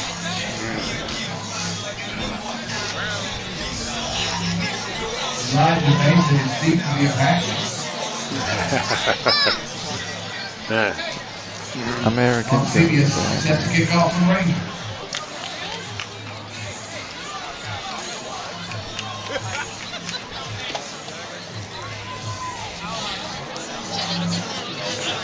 Rangers kick a 41-yard field goal. Tyler 10, Kilgore 3. That's a great job by the defense following the botched fake punt. Three plays, 5 yards, 1 minute and 22 seconds. Kilgore to kick off. TJC still has all three of its timeouts. They got 4:15 left. A lot could happen between now and the end of the second quarter. Bill Coates and Kevin Simon here at Christus Trinity Mother Frances Rose Stadium. Down on Earl Campbell Field, it's TJC 10, Kilgore 3. Ball teed up at the 35-yard line, and the Rangers will kick it away. Great crowd on hand this afternoon. And the kick is away. It's returnable by Tyler. They'll take it at the 6-yard line. Coming this way for the Apaches. Coming near side, trying to find a little room upfield to the 15-yard line for the Apaches. And the return by Tyler's Josh Thomas. Is that right? Is that Josh? Did I see it? No, I'm sorry. That's Elijah Besa. That 8 looked like a 0. Josh Thomas, yeah, I think is in street clothes down there. He's the former Longview quarterback who started the year as the starting quarterback but got injured. I didn't think he was available. That was an 8, not a 0. So that's Besa on the return. So Tyler takes over at the 15-yard line. Trying to take the lead going into halftime. The question is, what kind of a lead here? Trey Guerra has gone all the way as the Tyler quarterback. Redshirt sophomore from Keller. 2 receivers left, one to the right against this stout, always stout, Kilgore defensive unit. Delay a game. And a delay of game coming up against the Apaches. That took way too long, and that's a 5-yard walk-off. Yeah, and the play clocks are not working on either end, so they're not using those. The time is being kept on the field. Well, that'll cost the Apaches 5 yards. Again, Tyler's in no position right now to assume anything in terms of what might happen before halftime. There's a lot of time left in the second quarter for infinite possibilities here. TJC Penn 1st and 15 at their own 10-yard line. 2 receivers left and 1 to the right. Snap the football to Guerra. Hand off to Burgess for a yard. Kilgore hard to run on. Anything you gain on these guys, you're going to have to earn. It'll make it 2nd down and 14. And apparently they have the play clocks working now. Call it a 2-yard gain. 2nd and 13 as Burgess playing a very gritty first half against this group. A couple of their big defensive linemen in on that tackle, Jordan Jefferson and Otis Santillana out of Edna, Texas. And it'll be 2nd and 13, ball at the 12, going left to right. Snap, blitz coming. Garrett retreats all the way back to the 1-yard line and throws the ball deep. He's got a man out there, McGee, and there's contact and no call at the 40-yard line as he threw that one up for grabs. McGee battling the Kilgore cornerback downfield, Darmel Hollins. Yeah. And it'll be a 3rd down. That's a good no-call mutual combat. They were hand fighting, and a good job by the officials not to throw a penalty flag. All right, 3rd and 13. The Apaches in a hole. First down would come in handy here for no other reason than just to give them better field position here. But here's a 3rd down and long.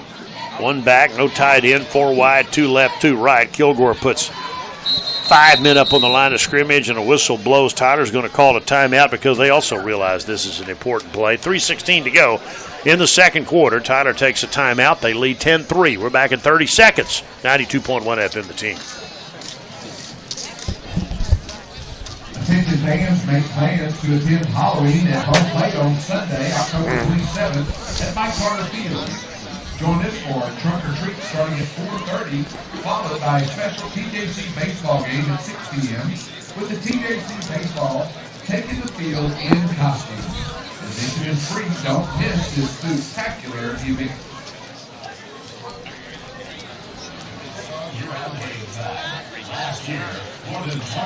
Yeah, Tyler called the timeout. They got 2 left with 3:16 to go. They've got a 3rd and 13 at their own 12-yard line.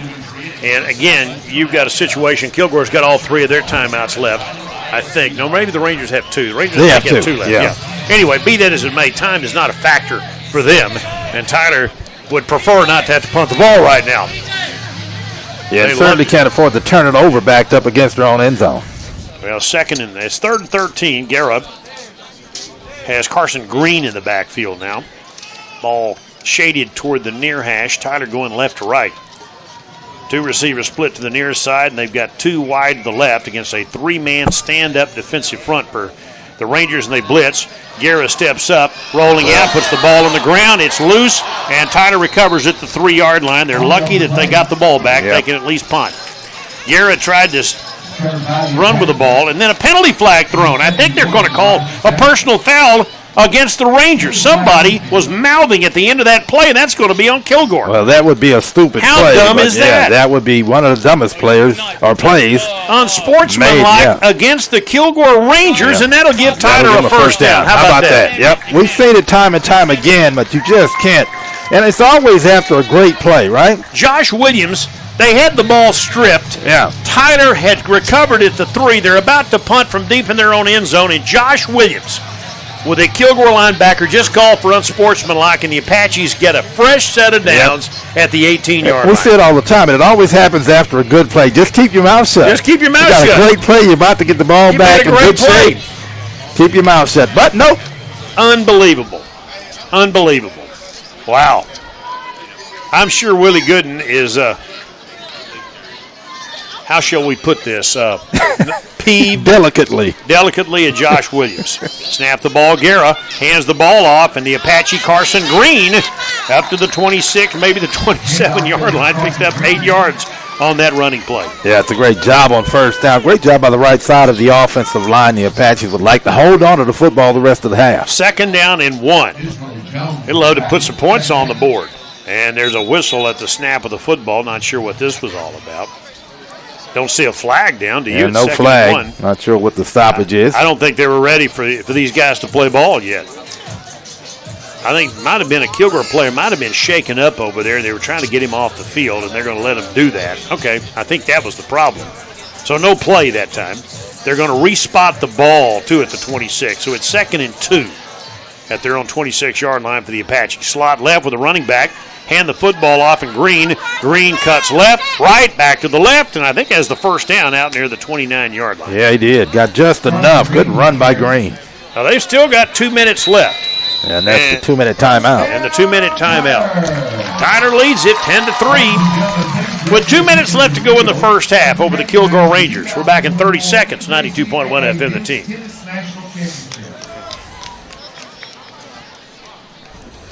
Correction. Ladies and gentlemen, we are now presenting our cheer team with their national championship ring. We are thrilled to announce our team takes the national title for the 2nd consecutive year. This incredible achievement reflects the hard work, dedication, and teamwork of our athletes, coaches, and supporters. Members of the 2023-24 national championship team are Alexis Scott, Amia Powell, Ashley Steagall. I still can't believe. Yeah. You can believe it. Yeah. Because we've seen it. I've seen so much JUCO football over the years, and that is such a junior college thing, some of these kids to do. Again, after a great play, it just hurts your team when you can't keep your mouth shut. Great play, you're going to get the ball back, but nope. On a 3rd and 13, Trey Guerra, the Tyler quarterback, had the ball stripped, recovered by an Apache offensive lineman at the 3. They were about to punt out of their end zone. The play ends, and Kilgore linebacker Josh Williams must have said something that did not agree with referee Jason Hickey. He flags him, unsportsmanlike conduct. Tyler gets an automatic first down. Yeah, and they need to make good on that. They have an opportunity here now. Not a whole lot of time left, but they do have the 2 timeouts. Scoreboard showing 1:59. I think they mean for it to be 2 minutes, but they may let that ride. I'm not sure if they'll put the 2 minutes back on the clock or not. Looks like 1:50. Yeah, they put the 2 minutes back up there. So there is now a 2-minute timeout. Not a 2-minute warning. No, sir. They don't call it what the NFL does, a 2-minute timeout in college football. First down for the Apaches, their own 29-yard line. Tyler puts a man in motion, and back to pass, blitz coming. They throw it left. The ball is off the fingertips of the Apache Hawk Patrick Daniels, who turned around. That ball was right on him, and he couldn't get his hands up in time. It'll be 2nd down. High pass, kind of hung his receiver out to dry there, but no injury on the play, just a missed pass. Hawk Patrick Daniels caught the touchdown pass from Nathan Greek last week in the win over Cisco.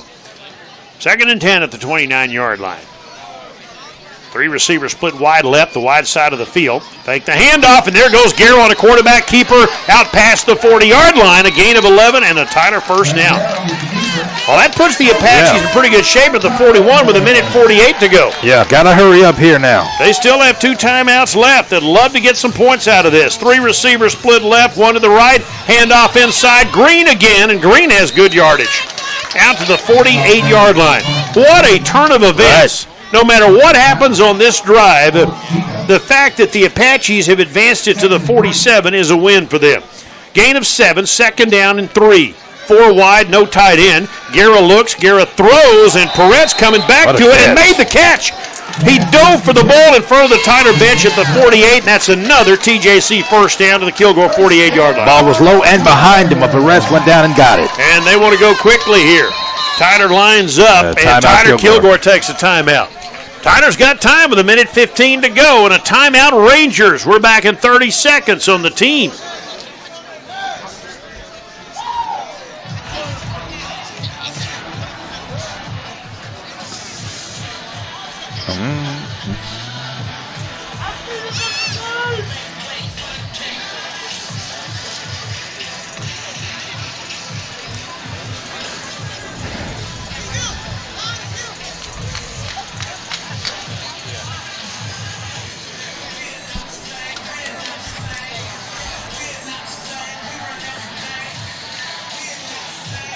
Well, we're late second quarter with 1:15 to go. Bill Coates and Kevin Simon. Big afternoon of football here at Christus Trinity Mother Francis Rose Stadium. The 5-0 Apaches and the 3-1 Rangers in conference play. Tyler can win the conference regular season title. They've got a 10-3 lead. Kilgore just made a boneheaded mistake. Boy, did they. One of their guys gets called for unsportsmanlike conduct after a strip sack of the Tyler quarterback at the 3-yard line. Tyler was going to have to punt from their own end zone. Instead, they get a first down, and now they've got the ball, 1st and 10 at the Ranger 48-yard line. 2 timeouts and 1:15 left to play in the second quarter. Yeah, to tack on some more scoring here before halftime. 3 receivers split wide at the near side, which is the short side of the field. And a receiver wide left with a running back and a man in motion. Hawk Patrick Daniels. Snap the ball, blitz coming. Guerra steps up. Guerra rolling out. Going to throw the ball downfield to Green. Kind of a shovel pass caught at the 43-yard line. That looked like Patrick Mahomes to one of his guys as a shovel pass by Guerra. Nets Tyler 5 yards. Yeah, good ad-lib by Guerra. Couldn't find an open receiver, but at least got positive yardage. To the 43-yard line. A 5-yard gain to Carson Green. Second down for the Apaches. We're down to 1:07 to go. And the Apaches moving the football here. They'll start the clock back up here momentarily, I think, after they get everybody set. And once they do, the clock starts up again. And so here we go. Back to pass. Guerra throws the pass left, and Hawk Patrick Daniels fell down. Yeah. Slipped, and that ball incomplete. Those are the kind of plays that will get a pass intercepted. Actually, that was intended for Gnallings. And I think Guerra's down on the play. He's hit, and there's a flag laying next to him, so maybe there's a roughing the passer call coming up. There's a penalty flag laying right next to Guerra. Kilgore's killing themselves with penalties. Yeah, and it's usually the Apaches. The Apaches have been penalized a lot, but that was early in the season, and then that got cleaned up. But Guerra is hurt. Now, Tyler has used 3 starting quarterbacks this year. Well, they're going to have to bring another one in here. And Nate Greek's going to have to come back out. Now, he's done a fine job for the Apaches, but Trey Guerra is down on that play. Now, keep in mind, again, Josh Thomas, the former Longview Lobos, started the year as the Apache quarterback. He got hurt. Greek and Guerra have been kind of going back and forth as a tandem group. But now Guerra is down, and that's maybe another 15-yard walk-off against the Rangers. Yeah, the penalty flag is still laying next to him, and the officials are still talking. I think this is a penalty against Kilgore. We'll get the call eventually, but Guerra is still down. It would be 2nd down and 5, right? I think, or 3rd and 5 coming up here. Guerra is up. Yeah, there you go. And running off. Running off the field. That's great news. So he comes off, and Nathan Greek will check in. And so the Apaches will get a benefit of a 15-yard penalty here. Personal foul, roughing the passer, 15 yards against the Rangers. And the Apaches all of a sudden find themselves close to field goal range. Yeah, one boneheaded play after another for Kilgore, and they're usually better than that, but they're struggling with it today. That'll take it all the way to the 20, where are they going to mark this thing? They're still debating it. Well, he's going to go back and start over. They're going to start it. All right, let's see. The ball's at the 43, right? It doesn't look like they marked off the penalty Did they yardage. not? I saw a penalty flag. Oh, it was a penalty. He called roughing the passer. All right. But yeah, I don't see the penalty flag or yardage marked off. It's a first down at the 43-yard line. First and 10 at the Kilgore 43. That one I don't get. Yeah. Somebody explain that to me. Far side, the short side, Nathan Greek in the ball game. Hand the football off to Burgess, and he's hit at the line of scrimmage for no gain. Handoff goes to Bryce Burgess. Did I not see a penalty flag? Yeah, he called it. Remember, he called roughing the passer. That he called And they roughing the marked passer. off no penalty It yardage. doesn't look like they marked off any penalty yardage. How does that not? Yeah, it's weird. I don't get that. Strange. All right, second and 10 at the 43-yard line. All right, two receivers to the right, one to the left. Greek back to throw. Greek's going to throw the ball deep downfield. He's got Cam Thomas, but overthrows him. Now, there was some contact there, and this time they do not get the holding call. They wanted the holding call on the Ranger, who's up talking to Cam Thomas. They just can't shut up. Yeah, there's too much talking going on. You would think you'd learn your lesson after hurting your team with one penalty flag, a big one, that has kept this drive going for the Apaches. That's not Kilgore Ranger football. It is not. Stupid mistakes is not the Ranger football team you and I have seen over the years. No, and Willie Gooden cannot be happy about what's going on here in the first half. Third down and 10 at the 43-yard line. And the head linesman is going to it's going to be a timeout. Timeout, Tyler. With 33 seconds left to play. Did they pick up the penalty flag? They did not pick up the flag. I don't know what happened in terms of yardage. He called the penalty, roughing the passer. After that, I don't know what happened. And didn't mark off any yardage. It didn't appear to. Now, I put some of that on the Apaches coaches, because if that's indeed the case. Am I missing something here? Yeah, if that's indeed the case, the coaches have to let the officials know, because it doesn't look like to me they marked off the yardage. Well, the crowd would tell them that. Yeah. I mean, I can't imagine. I must be missing something. I've got. We are, which wouldn't be I'm above missing us. something. Yeah. I'm not above missing something. But I don't get that. They marked off the yardage and then brought it back. Yeah, exactly right. So I'm not sure what happened, and I'm not sure anybody else does. I know I'm not the sharpest knife in the drawer. That's not a. But I'm missing something. I don't get that. Anyway, it's third and 10. Tyler at the 43-yard line. And the Apaches could use a first down. They still have a timeout left, half a minute to go before halftime. Leading 10-3. Would love to get more. Lonnie Johnson slot right, three wide receivers. The Rangers are going to come with a blitz here, it appears. Nathan Greig just fresh off the bench after Guerra got banged up. Let's see what they can do. Here they come. Guerra looks, dumps it out near his side. That ball tipped to the line of scrimmage, tried to flare it out to Johnson. And that drive fizzled out, didn't it? Yeah, once Guerra went out, it went straight downhill. They didn't get anything done once he left the field. All right, fourth and 10, ball at the 43-yard line. 30 seconds left to go before halftime. Tyler brings their kicking ball out there, so they're going to trade the game ball for the kicker ball. And Ramirez will come out to punt it away. Tyler at least flipped the field instead of being deep in their own territory. And here's the snap. Kick is away by Ramirez. It is a high kick that will bounce at the 5 and go into the end zone. Tyler could not knock it down. It took a high bounce, and so the Rangers will start at the 20-yard line with 22 seconds left to go in the first half. Yeah, the Apaches did at least burn a lot of clock and didn't leave a whole lot of time left for Kilgore with the ball here. So the Rangers at their own 22. TJC scored with 8:41 to go in the opening quarter. A 43-yard touchdown pass on a wide receiver option pass from Terrence Nawlings to Tank Logan. They would add a 35-yard field goal early in the second. The only real mistake today by the Apaches was a fake punt. They had 4th and 5 at their own 45-yard line. Short snap to one of their up guys, and it was a low snap. He couldn't control. They kept kicking the ball downfield to the 29, but they held and forced a Kilgore field goal. And here's a wide receiver screen pass upfield to the 30-yard line. Gain of about 9 right at the first down marker on an inside pass to Devontae Mosey on a tunnel screen that gets him 9 yards.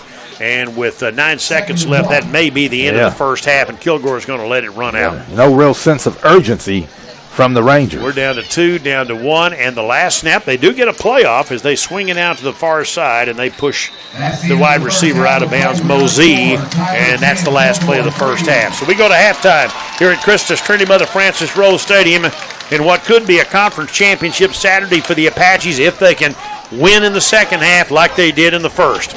We reach intermission, and there's still a lot of talking going on down there as they separate these two teams and try to get them to the locker room before halftime, before there's any trouble. And there's a lot of trouble right now brewing. That's because right. the Rangers actually standing out on the hash, daring the Apaches to come that way, and the Apaches walk to the locker room at leading 10-3. Well, they can't take the bait, right? It's going to come in. They're going to come after them in the second half in terms of verbally. So the Apaches can't afford to take the bait. Well, at halftime, the Apaches do lead at 10-3. An entertaining first half, not a lot of scoring, but a lot of hard hitting. And the Apaches go to the locker room, leading the Kilgore Rangers 10-3 here at Christus Trinity Mother Frances Rose Stadium. The Ogle Construction halftime show is coming up on 92.1 FM The Team.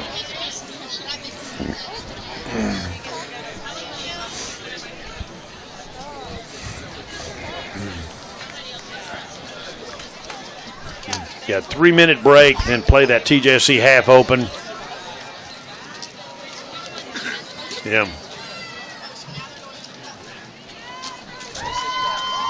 Yeah, that's fine. That might be it.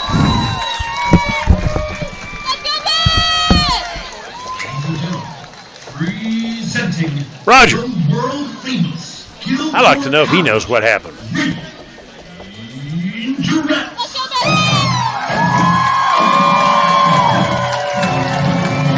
Why didn't they mark off? So why didn't they mark off the yardage on that? We didn't see the other penalty. Oh, okay, all right, okay. I didn't see the offset. Okay, all right. God, these games have to be hard to officiate.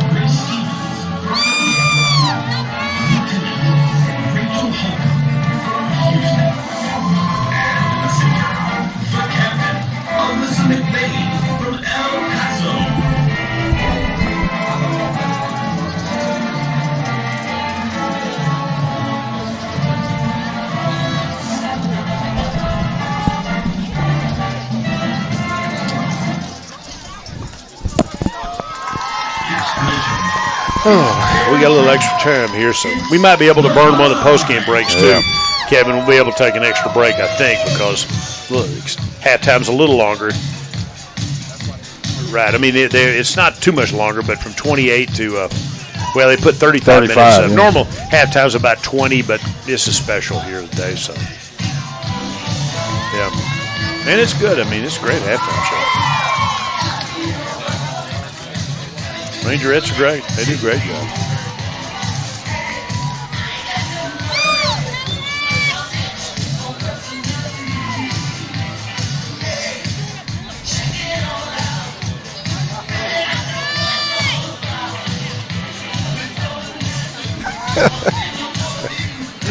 I'm not too sure I like that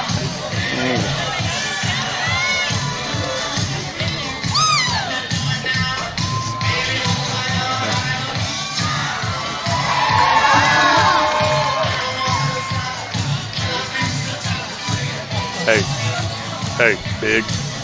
Yeah, that's not what he's talking about.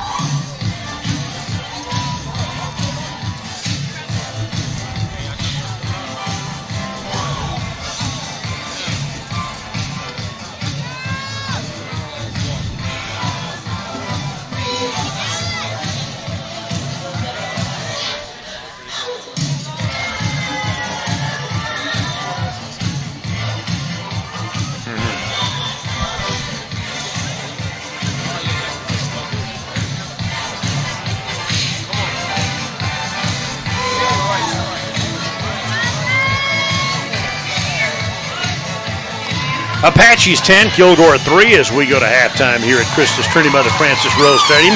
Rangerettes and the Ranger Band taking their turn. Yeah. Apache Band, Apache Bells will participate in the show coming up in a bit. And the fans certainly enjoy the halftime show here. And the football game, a hard-hitting, mistake-filled, at least from a penalty point of view, mostly on Kilgore first half. Yeah, I thought the game would come down to offensive execution, and I think that's still the case. We didn't see a whole lot of that in the first half, but some hard hitting, as you talked about, mostly defensive play in the first half. We'll see if the Apaches can get their offense back on track in the second half. Kilgore hurt themselves with penalties in the first half, and the Apaches hurt them early. A 3-play, 52-yard drive ended in a wide receiver option pass touchdown from Terrence Nawlings to Tank Logan, 43 yards out. Tyler led 7-0. Early in the second quarter, Tyler goes 6 plays, 80 yards. They get a 35-yard Christian Baxter field goal. The Apaches were in position, 4th and 5 at the 45-yard line, to maybe tack on more, but they tried a fake punt, snap to one of the upbacks, and the snap was low. He couldn't control. Nobody could control it. They went after it, and the ball wound up at the 29-yard line. The Apache defense held, though, and forced a 41-yard Kilgore field goal, and that's the only first half scoring. The Apaches did get the ball past midfield, and one of the other plays that certainly Kilgore would like to have back happened on that drive. Tyler had been held. They had the ball at the 12-yard line on a third down and 13. The Kilgore Rangers blitzing. They had a strip sack of the Tyler quarterback, Trey Guerra. Tyler recovered the ball at the 3-yard line.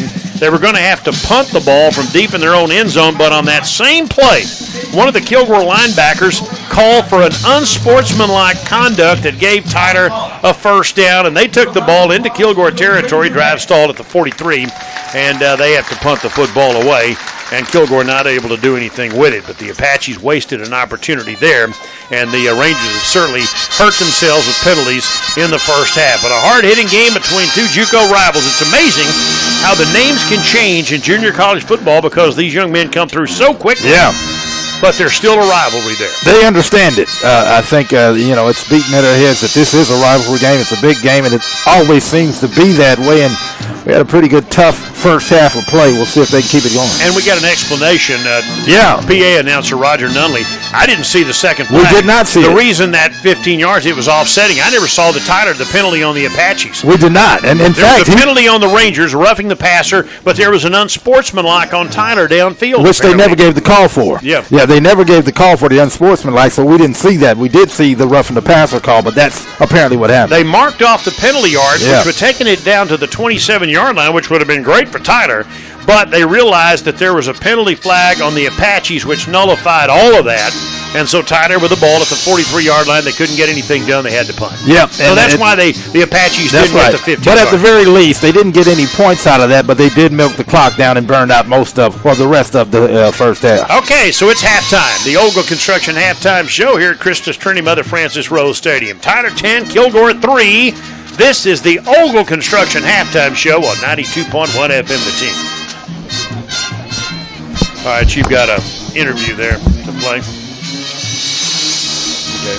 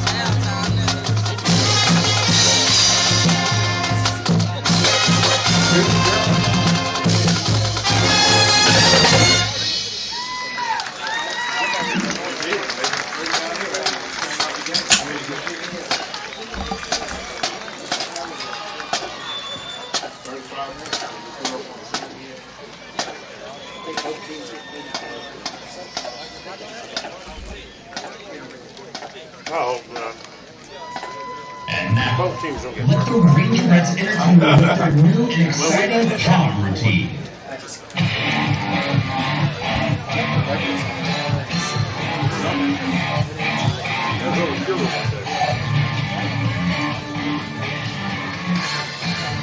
If that happens, I'm going home. I think it's back in here.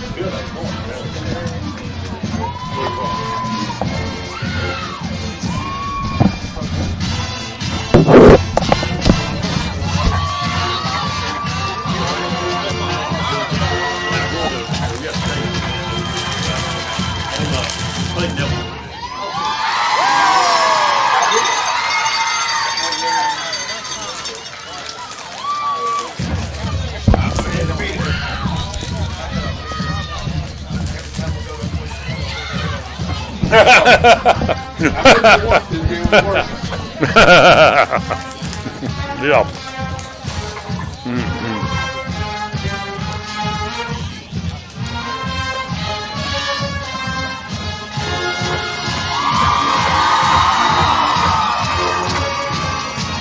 I throw my cookie away. I think I threw my cookie away. Accidentally. Can you believe that?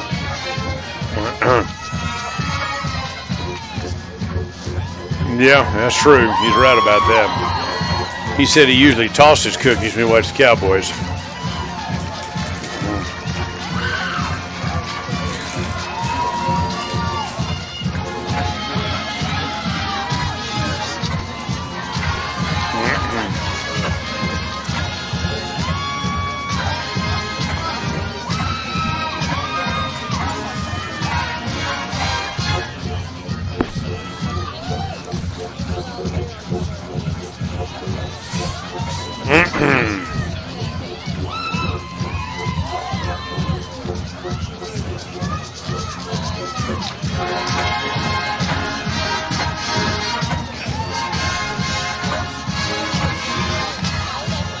Tyler's got a big band.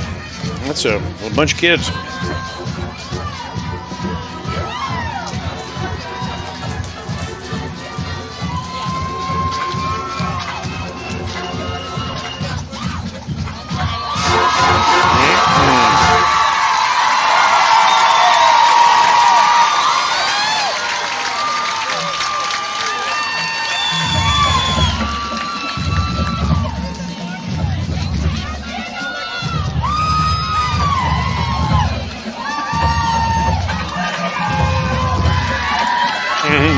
Yeah, we'll probably have time to take a couple extra breaks, so bear with us.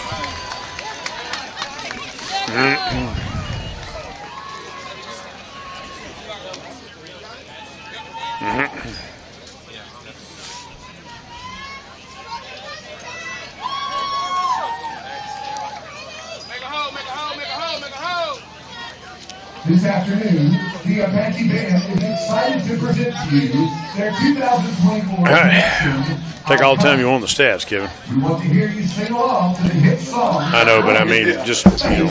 Bad Blood and Style. Ladies and gentlemen, the Tyler Junior College Apache Band.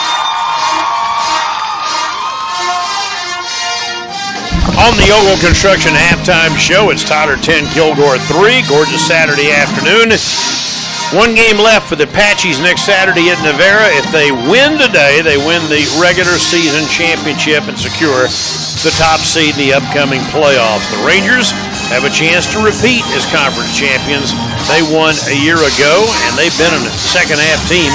Jack Stallard of the Longview News-Journal told me during halftime that looking at the numbers, Kilgore has outscored opponents by 90 points in the second half of these games. So they are by far and away, this game is far, far from over. Yeah, and we know that, and I'm sure that's going to be relayed to the players of the TJC.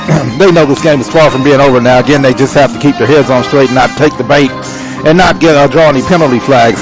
Offensively, Kilgore had 168 yards of total offense, 92 on the ground. 76 passing yards. Gary Maddox 5 carries for 31 rushing. Tyler Webb was 6 of 10 for 76 yards. And Sam Mbake 2 catches for 39 yards. Kilgore had 10 penalties for 95 yards in the first half. TJC a total of 174 yards of offense, 33 on the ground, 141 through the air. Guerra was 7 of 15 for 98 yards. Bryce Burgess 10 carries for 20 yards. And Peretz 2 catches for 16. So not a whole lot going on offensively, and that is reflected on the scoreboard. Garrett got hurt late, not sure what his status is for the second half of this game today. But again, 10 Kilgore penalties. Yeah, in the first half.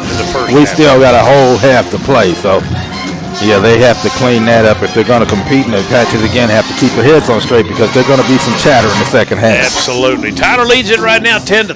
Rangerettes and the Ranger Band did their usual great job here. And, of course, right now the Apache Band and Bells are a part of this awesome halftime show. It's homecoming at TJC. The school's coming up on its 100th anniversary here in the next couple of years, and they're doing a heck of a job here today on a gorgeous Saturday afternoon at Christmas Trinity Mother Francis Rose Stadium. This is the Ogle Construction halftime show on 92.1 FM The Team.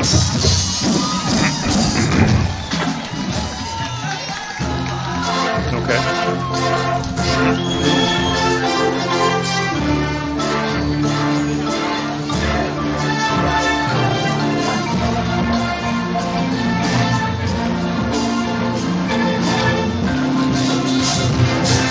Oh,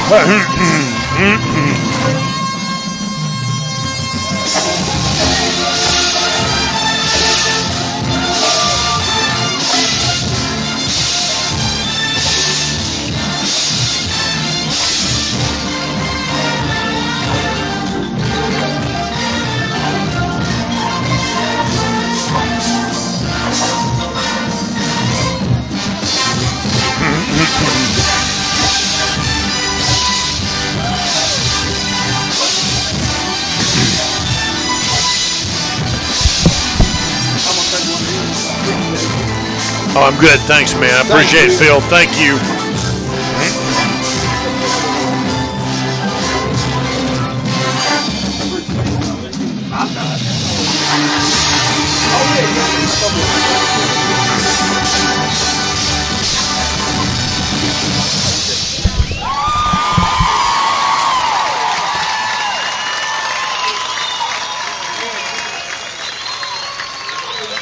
Featuring Apache Punch, Apache Pit, Touch of Gold, and saxophone soloist Solomon McWhorter, the Apache Band continues with the music of Jesse J, Nicky Lavaz, You wish.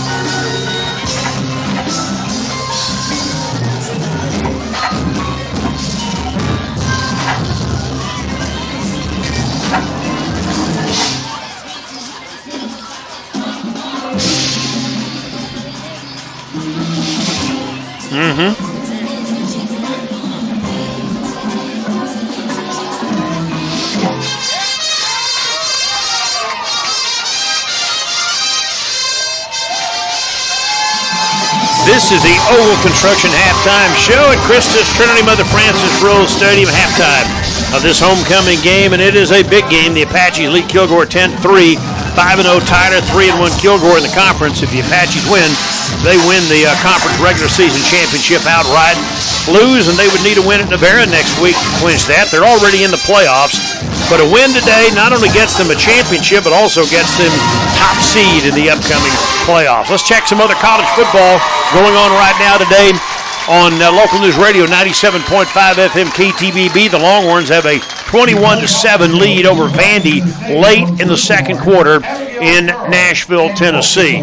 Final scores from earlier today: Ohio State holds off Nebraska 21-17. Number 12 Notre Dame routs number 24 Navy 51-14 at the Meadowlands in New Jersey.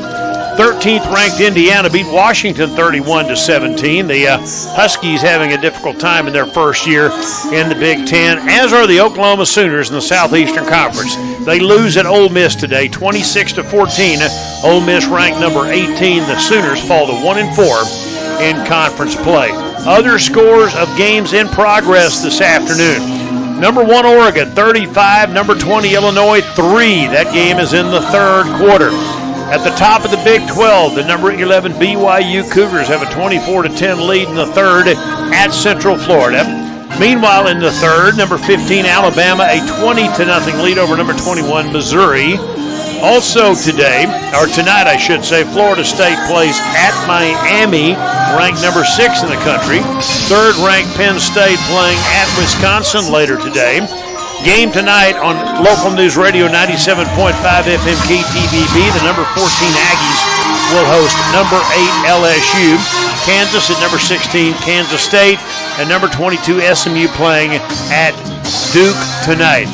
Meanwhile, in the Big 12 this afternoon, games include, well, we told you about the Brigham Young Central Florida game, and as I try to navigate this computer, in the sun. It's not letting me do that very well. Now we do. Baylor has a 24-17 third quarter lead over Oklahoma State. Game on AM 600 KTVV. Texas Tech in the third, winning at TCU 24-14. Later today, West Virginia plays at Arizona. Utah is at Houston. Kansas at Kansas State tonight. Cincinnati playing at the University of Colorado. Here it is 10-3. The Apaches lead the Rangers. This is the Oval Construction Halftime Show on 92.1 FM The Team.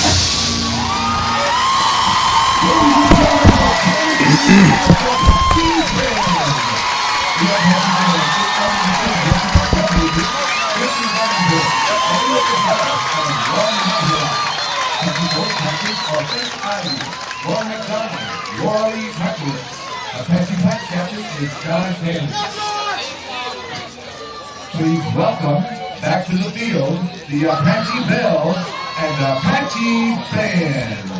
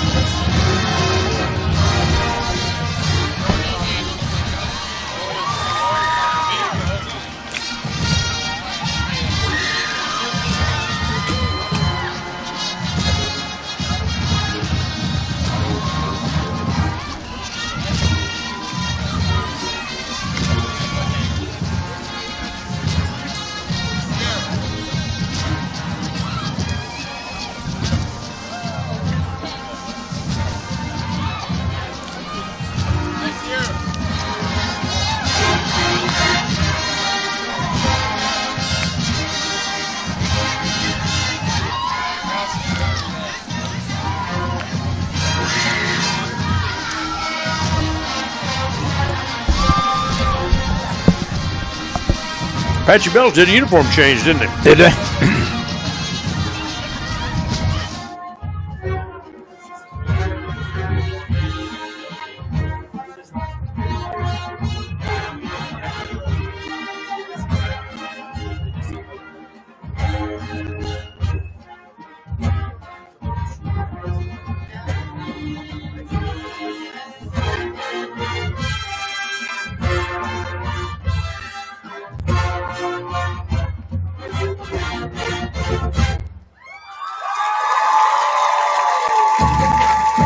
Internationally famous Apache Bell. The Apache Bell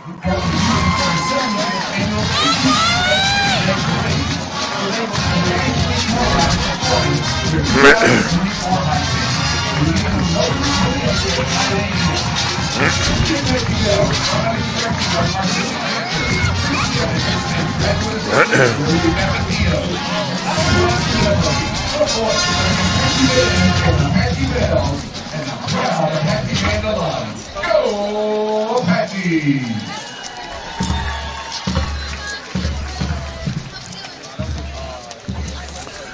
Winding down the Ogle Construction Halftime Show. Halftime went a little longer today and well worth it as the Apaches and the Rangers play this afternoon with Tyler leading at 10-3. A couple of other sports notes. Game 2 of the World Series coming up tonight following this game here on 92.1 FM. The team.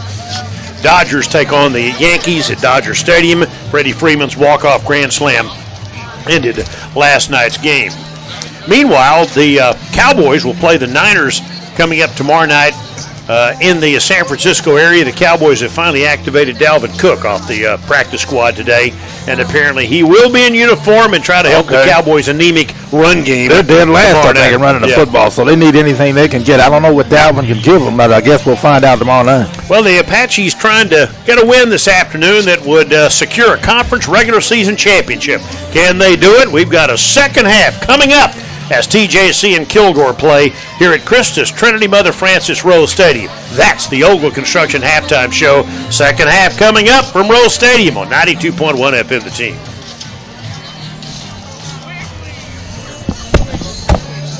He asked if you want to do another 3. Yes. Yep. Yeah.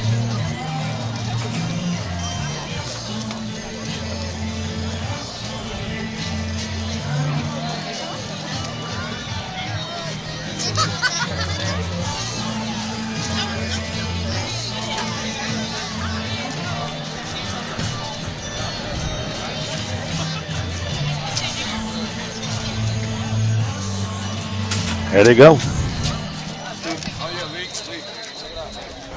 There's more great music on Game Time. Game Time is a great way to support our teams and reach thousands of fans throughout the year. To get more information about advertising your business on Game Time, please contact the Tyler ISD Athletic Office. Stay tuned. More great tunes for your game day are coming up on Game Time.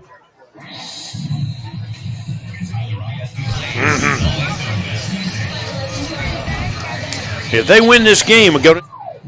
This is Game Time.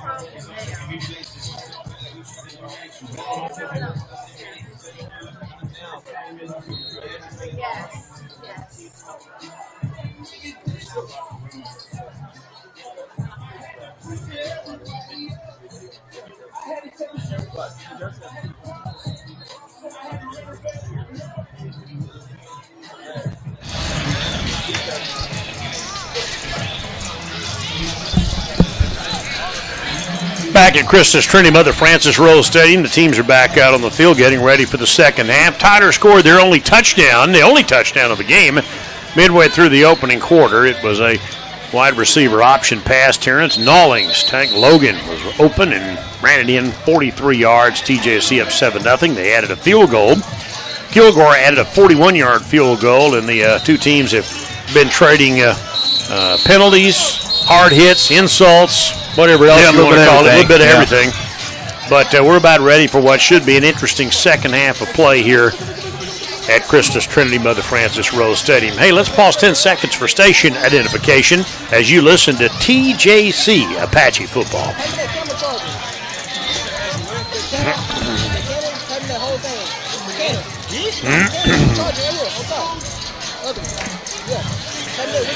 Apaches in their home black pants, jerseys, helmets with the gold trim and the white numerals. Kilgore wearing sort of a just a gray pant and jersey today with the silver helmet, the blue numeral, and the blue shoulder piping. As they are the visitor, they won the last 4 meetings between these two. They swept Tyler twice last year, twice in 22. Last Tyler win was a playoff game in 21. 132nd meeting. Kilgore leads the all-time series, and in recent years, they have, quite frankly, been the better team. But maybe not today. We'll find out. I mean, a second half coming up. Apparently, Kilgore's pretty good in the second half. They're a second-half football team. I guess we'll find out. But the Apaches did some good things in the first half. Got to do a little bit more of that. Be interesting to see about quarterback Trey Guerra, who was injured late in the second quarter, was taken into a tent.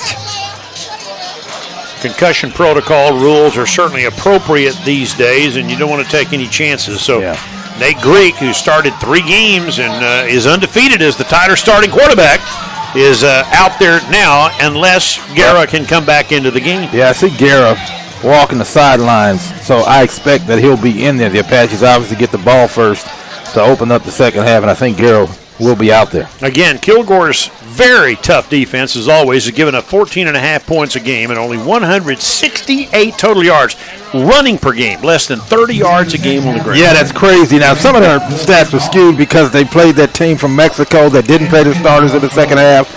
They played a Christian community school out of Lafayette. They beat 63-0. So some of those stats are skewed, but yeah, they're pretty good. Yeah, they're very good. Always very good. They're 5-1 coming into rank number 9 in the nation. Tyler has won 5 in a row. They have gotten all the way up to number 12 in the country. But they're worried about a championship regular season title today, and if they win this game, they are. Kilgore's got it teed up at the 35-yard line, and we're set to play here as the Rangers prepare to kick it off. Again, Tyler will go right to left on your device here in the third period. Ball at the 35-yard line. Rangers approach. Kick is away, and let's play some football. Elijah Besa will let that ball hit a yard deep in the end zone. The Apaches will take the touchback. So the Rangers' biggest issue right now is just cleaning up the dumb penalties. Yeah, they had a bunch of dumb penalties that really hurt.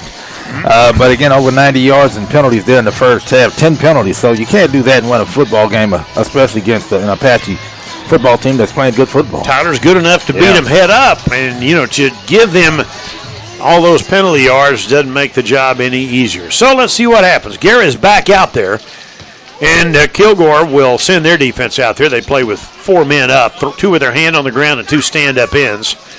Tyler sends 3 receivers out wide to the right side, going right to left on the 25-yard line. Gary on first down hands the ball off to Burgess for a hole, and Bryce Burgess off right tackle cuts it upfield for 9. Nice first down play for Bryce Burgess, the TJC freshman who is injured at the end of that play, or at least there is a player down at the 34-yard line. There is an Apache down, I think one of their offensive linemen. Yeah, that's what he's in some serious pain down there, pounding the ground, and actually had a couple of players slow to get up. Now he's up, and he's going to make his way to the sideline under his own power, but frustrated by getting banged up. Isaiah Drake, the 285-pound redshirt freshman from Duncanville, out of that great program, but he is limping off the field, at least under his own power. And the Apaches have a second down and about, call it about 1.5 yards, just between the 33 and 34-yard lines. Trey Gare on second down will hand the football off to Burgess, and he moves the pile forward for 4 more tough yards out to the 39, and that's a first down. One of the Rangers loses a helmet at the end of that play, and so it's a first down. Apaches at the 39-yard line. Just underway, third quarter of play, 10-3 Apaches. First possession of the third period for TJC.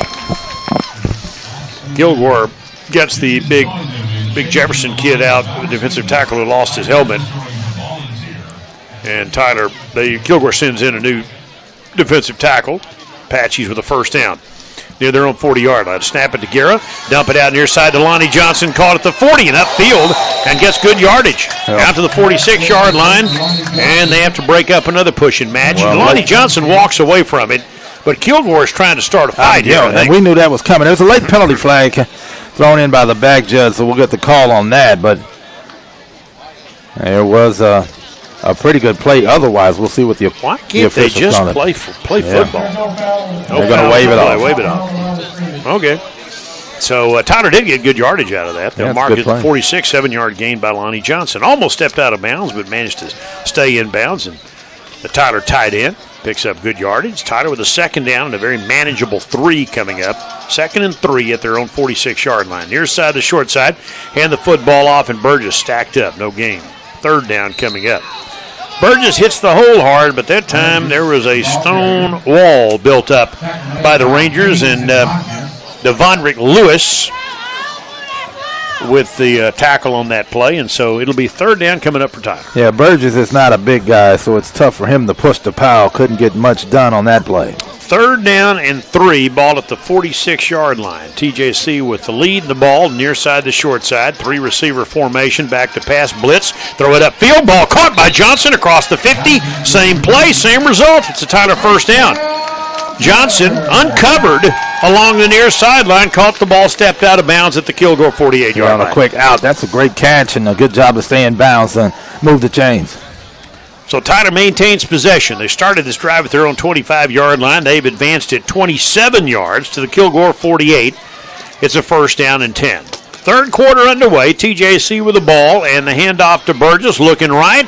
Turns it downfield. 45-yard line for a gain of 3 more hard yards for Bryce Burgess. Again, there wasn't a lot of room there, but Burgess, while not big of stature, is a hard-running kid, and that's a 3-yard gain. Yeah, the Apaches come out just trying to grind out some offense. Right now it's working for them. We'll see if they can keep it going. 2nd down and 7. Tyler has been able to keep their offensive line relatively healthy this year. Tatum is in at left tackle for the banged-up Isaiah Drake. 2nd and 7 at the 45-yard line. Tyler by 7. Take the handoff. Guerra's in trouble and sacked back at the 49-yard line. Swallowed up that time by the Rangers, who are awfully excited about that. They are. That's Josh Williams, who got that idiotic penalty late in the second quarter after they'd made a play. He likes himself, doesn't he? He does. And what's a great play? They brought the blitz from both sides that time, and no answer from the Apache offensive line. 3rd down and 11. So Tyler now in a 3rd down and long at the Kilgore 49-yard line. We're about 3 minutes into the third quarter. TJC leads it by 7. They've got the ball, but they're in a 3rd down, a hole here. 3rd and 11. Blitz coming. Garrett to throw. Downfield. Ball caught by Patrick Daniels, and he's tackled short of the first down. Any other team except Kilgore, maybe he gets away with turning it downfield and getting the yardage, but that time a very well-executed open field tackle by Marcus Moultrie from Harker Heights in Killeen. Tyler picks up 4 yards, but it'll be 4th and 8, and they'll have to punt. Yeah, but again, a pretty good drive, pretty good possession, able to grind out some yards, but that possession comes to a grinding halt, and they'll have to punt it away. Oh, Ramirez will punt from the 39-yard line. Points have been hard to come by they today. Really have, yeah. Tyler will punt as he stands at the 40-yard line to kick it away. Ramirez with a nice high kick. That thing has a spiral on it and is caught at the 1-yard line. I'm not sure what in the world they were doing on that. There's a penalty flag down. They might have roughed the kicker. Well, he did a good job. Ramirez did of selling it. Now, it might be running into, but he sold it as if it was roughing the punter. So we'll see what call it is. The Kilgore return man, and I'm not sure who that was, caught the ball at the 1-yard line, and instead of letting it bounce, he caught it and stepped out at the 1. Yeah, another boneheaded play. Too many from Kilgore. And this is probably running into the punter, the 5-yard variety. But it would make it 4th down and 2. Yeah, you decline that. That ball is pinned at the 1-yard line. Yeah, pin him at the 1, and so the Apaches are going to decline that running into the kicker. That ball was fielded by the Kilgore return man at the 1 instead of letting the ball bounce, maybe into the end zone, maybe it goes out at the 1. Yeah. But he took it, and his momentum took him out of bounds at the 1-yard line. That is a totally boneheaded play. Kilgore's not playing the smartest game. They're much smarter than what they're playing today, but they are, man, they've made some errors. They've made a few errors. Yeah. And some of them just plain judgment errors with stupid penalties. That's not the way the Rangers play that we've seen over the years. They're obviously a physical team. We know that. And they're a team to be respected, and they've been kind of the standard in this conference in recent years. The more often than not, they've been at or near the top of the league. And they are again this year. But man, they're having to beat Tyler and themselves today. And now they've got the ball at the 1-yard line. Let's see what the Apache defense can make happen here. Tyler's defense has been at strength. They put 7 guys up on the line, hand the football off going to the outside, and cutting it upfield to the 3 for a 2-yard gain that time is the running back, Devontae Mosee, that time. Did a great job by the defense against some trash talking at the end of that play. Got to be careful. The Apaches can stop them here, get off the field. The offense will have a good starting field position. I keep calling Mosee. It's Dominic Williams who got that short gain. It'll be 2nd and 8, ball at the 3-yard line. Mosee is number 3, Williams number 5. Anyway, Dominic Williams with the carry. 2nd down and 8 for the Rangers. Webb is the quarterback. He's standing a yard deep in the end zone out of the shotgun. 2 wide receivers. They play with a tight end and a running back and hand the ball off to Williams, and he's got a big hole out to the 20-yard line and upfield to the 26. The Apaches let him get to the edge. Nobody set the edge, and boy, did he get a nice gain, and that pulls them out of a big hole. That's a 23-yard run. Yeah, he's a broken tackle away from still running it. At least not getting He was. Yeah, that could have been a 97-yard touchdown. Well, the Apaches eventually caught up to him, but a step away from doing that. All right, so it's 1st and 10. Rangers at their own 26. Tyler by 7. Kilgore with the ball. hand the football off. Why not keep it on the ground and get into the outside, making an Apache miss for another 10-yard gain is Dominic Williams. They can't tackle him right now. The Apaches had a beat on him, but he ran around an Apache, and that's the ball to the 36. And Kilgore keeps it moving, and again, this drive started at the 1-yard line. Yeah, a couple of big runs on back-to-back plays, so the Apaches are going to have to find a way to tighten up defensively. 9:40 to go in the third in a low-scoring game, but Kilgore got a little something brewing right here. They've got the ball at their own 36-yard line, moving it on the ground. Tyler puts 3 defensive linemen up. Why not keep it on the ground again? This time the Apaches get him bounced to the outside and make the play after a short gain on a handoff going to the edge to Kendall Taylor, but the Apaches run him down. Still a 2-yard gain, second down and 8. Well, they did a good job to keep bouncing him to the outside, so great job by the defense, at least on that play. All right, second down and 8, ball at the 38-yard line. Rangers with the ball, Tyler with the lead. Kilgore goes left to right here in the third, keeping it on the ground because the running game has worked for them on this series so far. Ziggy Loa standing up as a defensive end, and now Webb wants to throw the ball down the far sideline. He's got a man out there, but Kendall Marks had good coverage, and it's overthrown, incomplete. Good coverage on the edge over there on a pass play intended for Mbake, and it'll be third down. The official took a long look at it. I thought he was about to reach for a flag, but that's just good coverage. Nice job. So third down, and the Apaches bring in some fresh troops out there to try to create some pressure. Emmanuel Ogans checks in the ball game. Tyler does have a deep defensive front. They've been able to do that all year and keep fresh players in there. I see Robles and Combest out there and others. So it'll be third down. Here's an opportunity for the Apaches to get the Rangers off the field here. 3 receivers split left. Will the Apaches blitz? They haven't got a quarterback sack yet today. Here's Webb back to pass. They may have him this time. He gets rid of the ball. Incomplete. They almost had him sacked, but they had him wrapped up back there. And his pass upfield intended for Cedric Harden is short, and it's fourth down, and the Apaches force the punt. There you go. They gave up some yardage on the possession, but at least they get them off the field and force a punt here. See if the offense can get going. It seems like if they can just get a touchdown, that might do it. Now, it's still a lot of football left to be played, but, man, if they can get a touchdown, that'll go a long way. Yeah, 2-score lead would look pretty good right now for either one of these teams, right? Fourth down and 8. Rangers at their own 38-yard line. Got the punt team back out there, making sure they do, in fact, punt the ball, and they will. And the kick is away. It's an end-over-end kick that will hit at the 30-yard line. The Apaches will let it roll dead. And it'll roll all the way down inside the 15-yard line. Takes a big Ranger roll to about the 12, maybe the 13-yard line.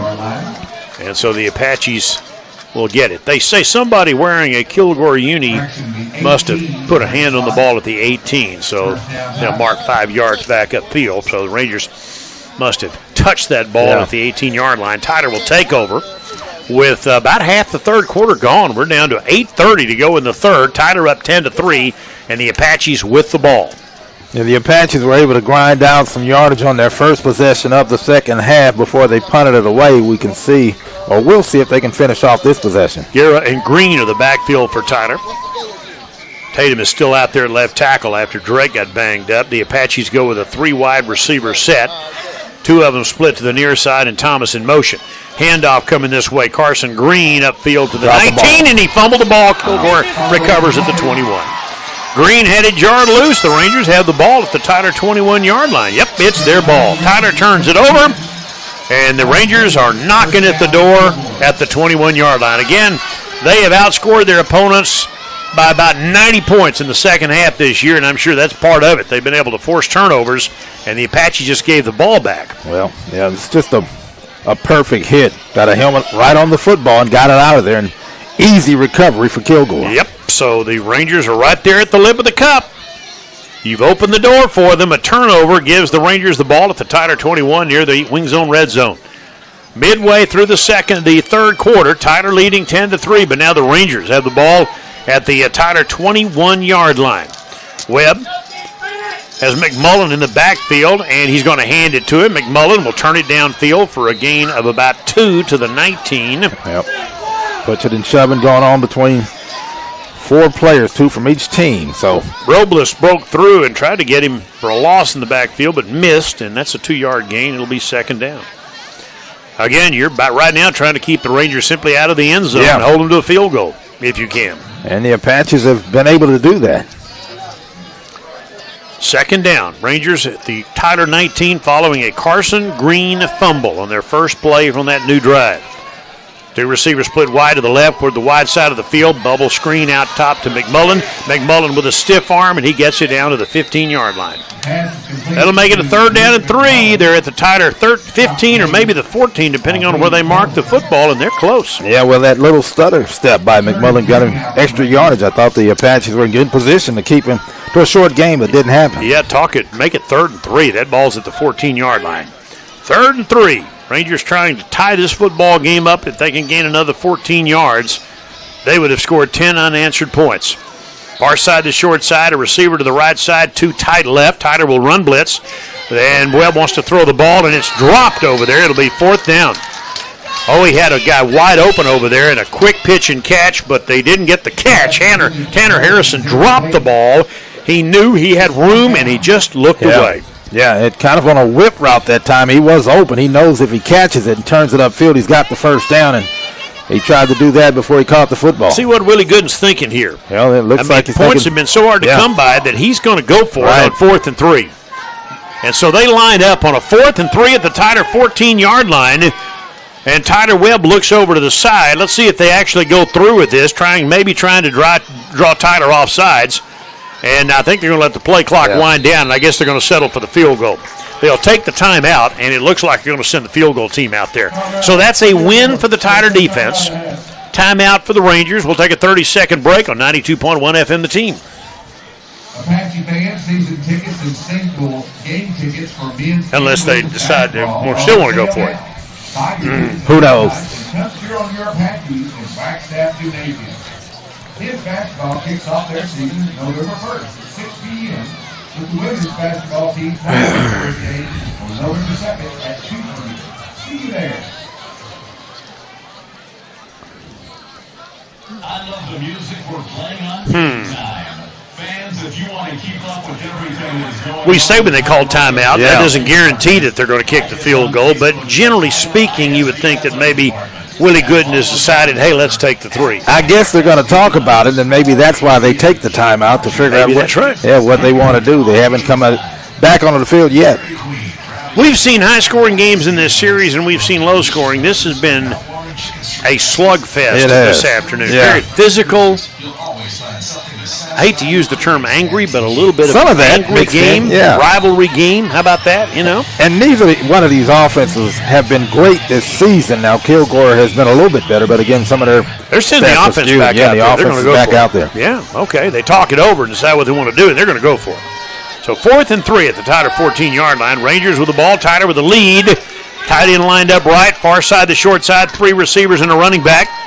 Tyler will blitz. Webb wants to throw the fade to the far side, and it's incomplete. Doesn't matter. Oh, but a penalty flag down. The Apaches are going to be called for pass interference, I think. Well, they were offsides, first of all, so that was a free play, and then at the end of it, a pass interference as well. Either way, Kilgore gets the first down. All right, Marks had the coverage, and either way, it was going to be two flags on Tyler. I saw the PI on Marks, and they also had offsides, so the Rangers can take their pick. Yeah, it's the right decision by the quarterback to go ahead and launch it to the end zone. They have a free play, so they'll get the penalty yardage and a first down. So the pass interference would be half the distance instead of a 5-yard penalty. Defense, number 9, that penalty decline. Yep. Pass interference. Half the distance. First and goal. The ball be placed at the 2-yard line. First down. 2-yard line, wow. Yeah, that happened in the end zone. Yeah, it did. No, they placed it at the 7. Are they going to put it at the 2? That happened in the end zone. The official said the 2. He did say the 2. Yeah, they're moving it to the 2 now. Yeah, they initially marked off half the distance. All right, Kilgore's about to tie this game up unless the Apaches can come up with another goal line stand, which they did in the first half. Remember that one? I do remember. And that ball, again, the nose of that ball was touching the goal line. The Apaches still kept them out. All right, it's first and goal at the Tyler 2-yard line. Tyler up 10-3, but Kilgore is close. Tight end right, receiver left. Slot man to the left side, man in motion. Webb hands the ball off to McMullen. He is upended for a loss on the play. Coming off the edge that time, an Apache, Kendall Marks, got him by the ankle and almost pitch-poled him at that point. And it's a loss of a yard. That's back a to the great 3. play by Marks to come up there and run support and take him down. Oh, my goodness. Wow. Well, the Apaches are getting stingy down They here. really are. With 6.5 minutes to go in the third. All right, 2nd and goal at the 3. Webb out of the shotgun. Rolling, handing, McMullen. They string it out. McMullen to the corner, and they tackle him at the 1-yard line short of the goal. You could almost call a horse collar there, but Darian White will get credit for the tackle and no penalty flag. Wow, what a break there. I thought that was a horse collar, but he kept him out of the end zone. They're talking about it, but he's out. He did not score. Inside the 1-yard line, it'll be 3rd and goal. Oh, the Apaches are pretty good down the they are near the goal line. But Kilgore is at the half-yard line. They are at the half-yard line, and they want to go quickly, trying to tie this game up. Tyler up by 7, but Kilgore 3rd and goal inside the 1-yard line.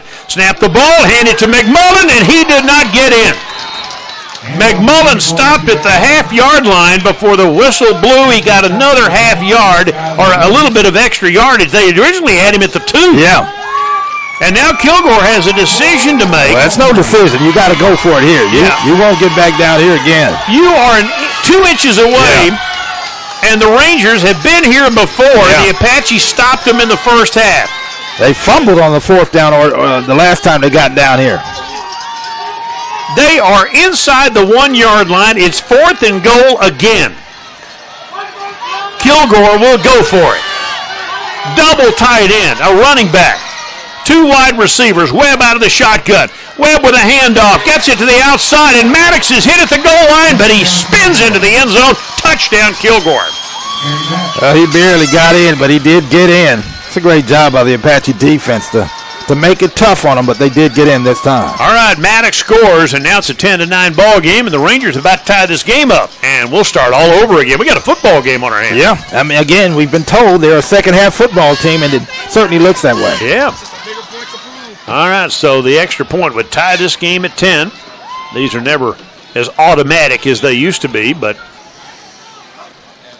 kicker on the way with the kick, and it's good. We're tied at 10. Kilgore has taken advantage of a tighter fumble, and it's the Apaches 10, the Rangers 10. 4:59 to go in the third. Back at 1 minute on the team. 7 plays, 22 yards. Okay. All right.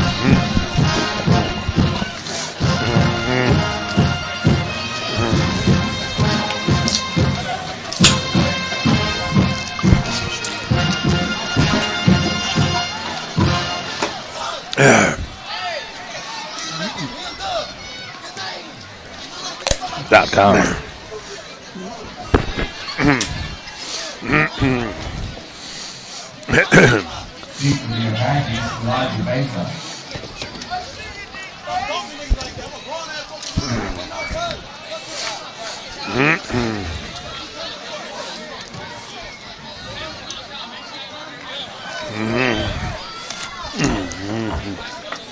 Oh, man.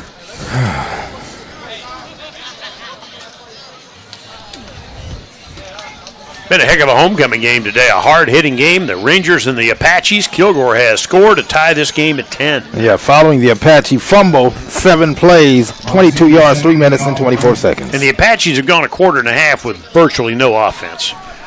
Made a couple of first downs, but they keep stalling at midfield. Now it's time for the Apache offense to come to the party. Tyler just gave the Kilgore Rangers a pretty good shot at a touchdown. It took them 4 downs to do it inside the 5-yard line, but they punch it in, and here comes the kick away.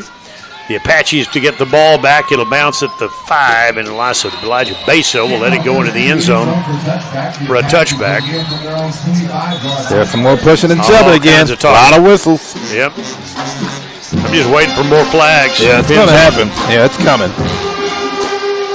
Somebody's going to make a stupid mistake here. And hopefully it's not the Apaches. And give somebody an opportunity to win this game with just not being able to control their emotions. I mean, you see it coming. I think it's just a matter of time. Hate to say it. Yeah, this is a ticking time bomb they got going down there. Jason Hickey, the referee's going, wow, okay. Really, first down at the 25-yard line. Tyler with the ball going right to left. Far side to short side. They've got the ball back in a 10-10 ball game. They had a 10-0 lead. Kilgore scored the last 10. On first down, fake the handoff, roll out pass. Nallings caught at the 25. Nallings up to the 30 and a gain of 5, maybe 6. Linesman over there tries to clear the sideline, make sure there's nothing extra. That's a 5-yard gain, maybe 6. Where are they going to mark him? 31-yard line, 6-yard gain by Tyler. That's a good play to open up this possession. Just a quick pass to get upfield. Garrett on the rollout that time, kind of a rollout pitch and catch. And he finds Terrence Nallings, who threw a touchdown pass earlier today. 3 receivers split wide right. It's the wide side, the far side of the field. And on first down, the Apaches have a 5-yard penalty coming. Burgess moved. Yep, give that yardage right back. Give it right back to most of it, yeah. Tyler is making mistakes right now that you don't want to see them make in a tied ball game. Green fumbled on the last possession. Now Burgess just gave that 5 yards back, so now it'll be 2nd and 9. Just a little out of sorts here in the second half. Not much going offensively. A little bit of confusion by Tyler. Ball at the 26-yard line. Man in motion. Guerra to throw. Swing it out near side for Johnson. Caught. Manages to break a tackle. 30-yard line and gets most of that back. Plus maybe another 2 yards. It'll be a 3rd down coming up for the Apaches at the 32-yard line, as they continue to throw that out route to a short out route to tight end Lonnie Johnson, and he caught the ball, picked up decent yardage. It's 3rd down and 4. 3rd and 3 coming up. Certainly made the most of a short pass and gives them an opportunity here on 3rd down. But if you cannot maintain the drives and get some points, it does you no good. Now it's 3rd down and 3.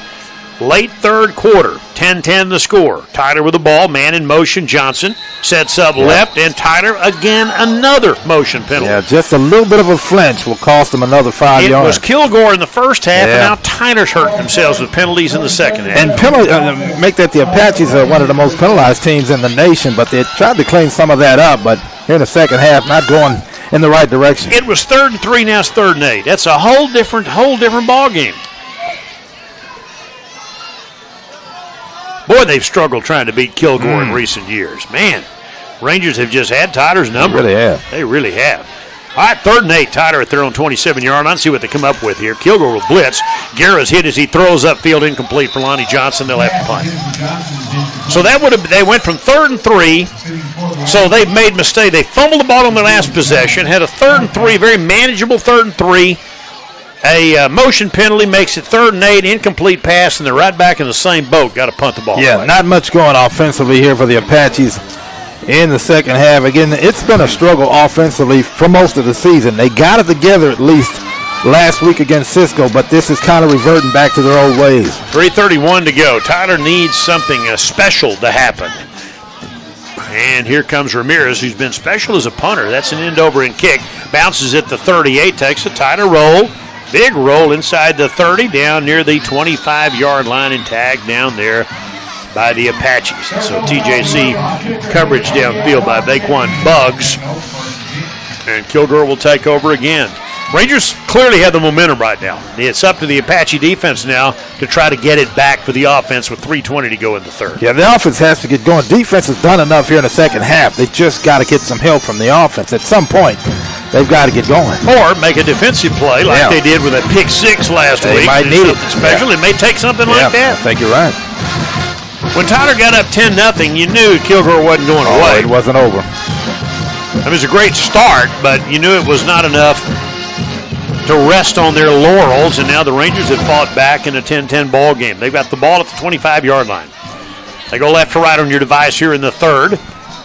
Tight end lined up to the right this time, and it is a play-action fake, and they're going to go deep down the near sideline. It's going to be a hand fight, and Kendall Marks almost had the pick as he outfought the Kilgore receiver, Devontae Mosey, for that ball. Knocked it away, but almost had an interception. Yeah, that's great coverage. Can't do it any better than that. Great coverage and almost had the interception. 2nd and 10. Great effort that time by Marks on the pass to Mosey. So it's a 2nd down. Got a great crowd out here this afternoon on a beautiful day. Mosey lines up to the near side, 2nd and 10 at their own 25-yard line. Tyler puts 5 guys up on the line of scrimmage. hand the football off, looking to get left. Darian White not able to catch the runner as he goes to the edge and picks up good yardage. Out past the 30, out near the 33, 34-yard line, a gain of 9 for Kilgore's Kendall Taylor. Make it 3rd down and 1. Yeah, good run, able to turn the corner. They couldn't force him back inside, good yardage. They had been able to get to the outside and run on Tyler on the edge. Yeah, pretty much. Under 3 minutes to go in the third, but Kilgore got the momentum, 3rd and 1. Bought the ball at their own 34-yard line. 2 receivers to the short side, the wide side of the field. Inside handoff, and the Apaches roll over him. That time Taylor got stoned behind the line of scrimmage by 3 Apaches, including Jacob Robinson, number 3, and Ziggy Loa, number 45, and it'll be a Kilgore punt coming up. That was a defensive play that Tyler really needed. Another big play by the defense, and again, at some point, the offense they've got to kick it into gear. 4th and 3, and the Rangers send the punt team out there. You're looking for something to maybe jumpstart the Apaches. Maybe that will be it. Well, we hope so. Kilgore had a 3rd and 1. They lose 2. It's 4th and 3. Punter stands back at the 19-yard line. Kick is away. Returnable by the Apaches, if indeed they choose to do so, and Cam Robinson will. Robinson to the 25 and upended at about the 26. Outstanding tackle downfield by the Rangers, Tanner Harrison. Tyler takes over at the 26-yard line in a 10-10 ball game. There's a late penalty flag on the sideline. Why? Because pushing and shoving. So, again, it's coming, and maybe it's here. Yeah, question is, who's it on? Well, a couple of penalty flags, one behind the play, and then one at the end of the play. Right now, I'm just wondering who's going to be the dumbest team out here today. Yeah, well, so far it's been Kilgore. This game may well be decided by some penalty that is totally irrational and happens at the wrong time for one of these teams. Well, Kilgore thinks it's on TJC. Now, again, there's 2 penalty flags down. After the play, personal foul, hands to the face, number 41 of Tyler. After the play, unsportsmanlike conduct. Both on Tyler. Both on Tyler. Well, and that's his first foul of the game for unsportsmanlike conduct. It's going to be 1st down. So Tyler's going to be they'll have the ball, in their but own territory. Backed up and on their territory. But yeah, again, a couple of bad penalties against the Apaches. But the worst one is the unsportsmanlike, right? So Kilgore was making all the mental mistakes, if you want to call them that, in the first half, and right now it's on Tyler. Well, I said in the first half, you cannot take the bait. The Apaches took the bait right there, right? Yeah, I guess so, yeah. Yeah, absolutely. I mean, you got to, it's... You know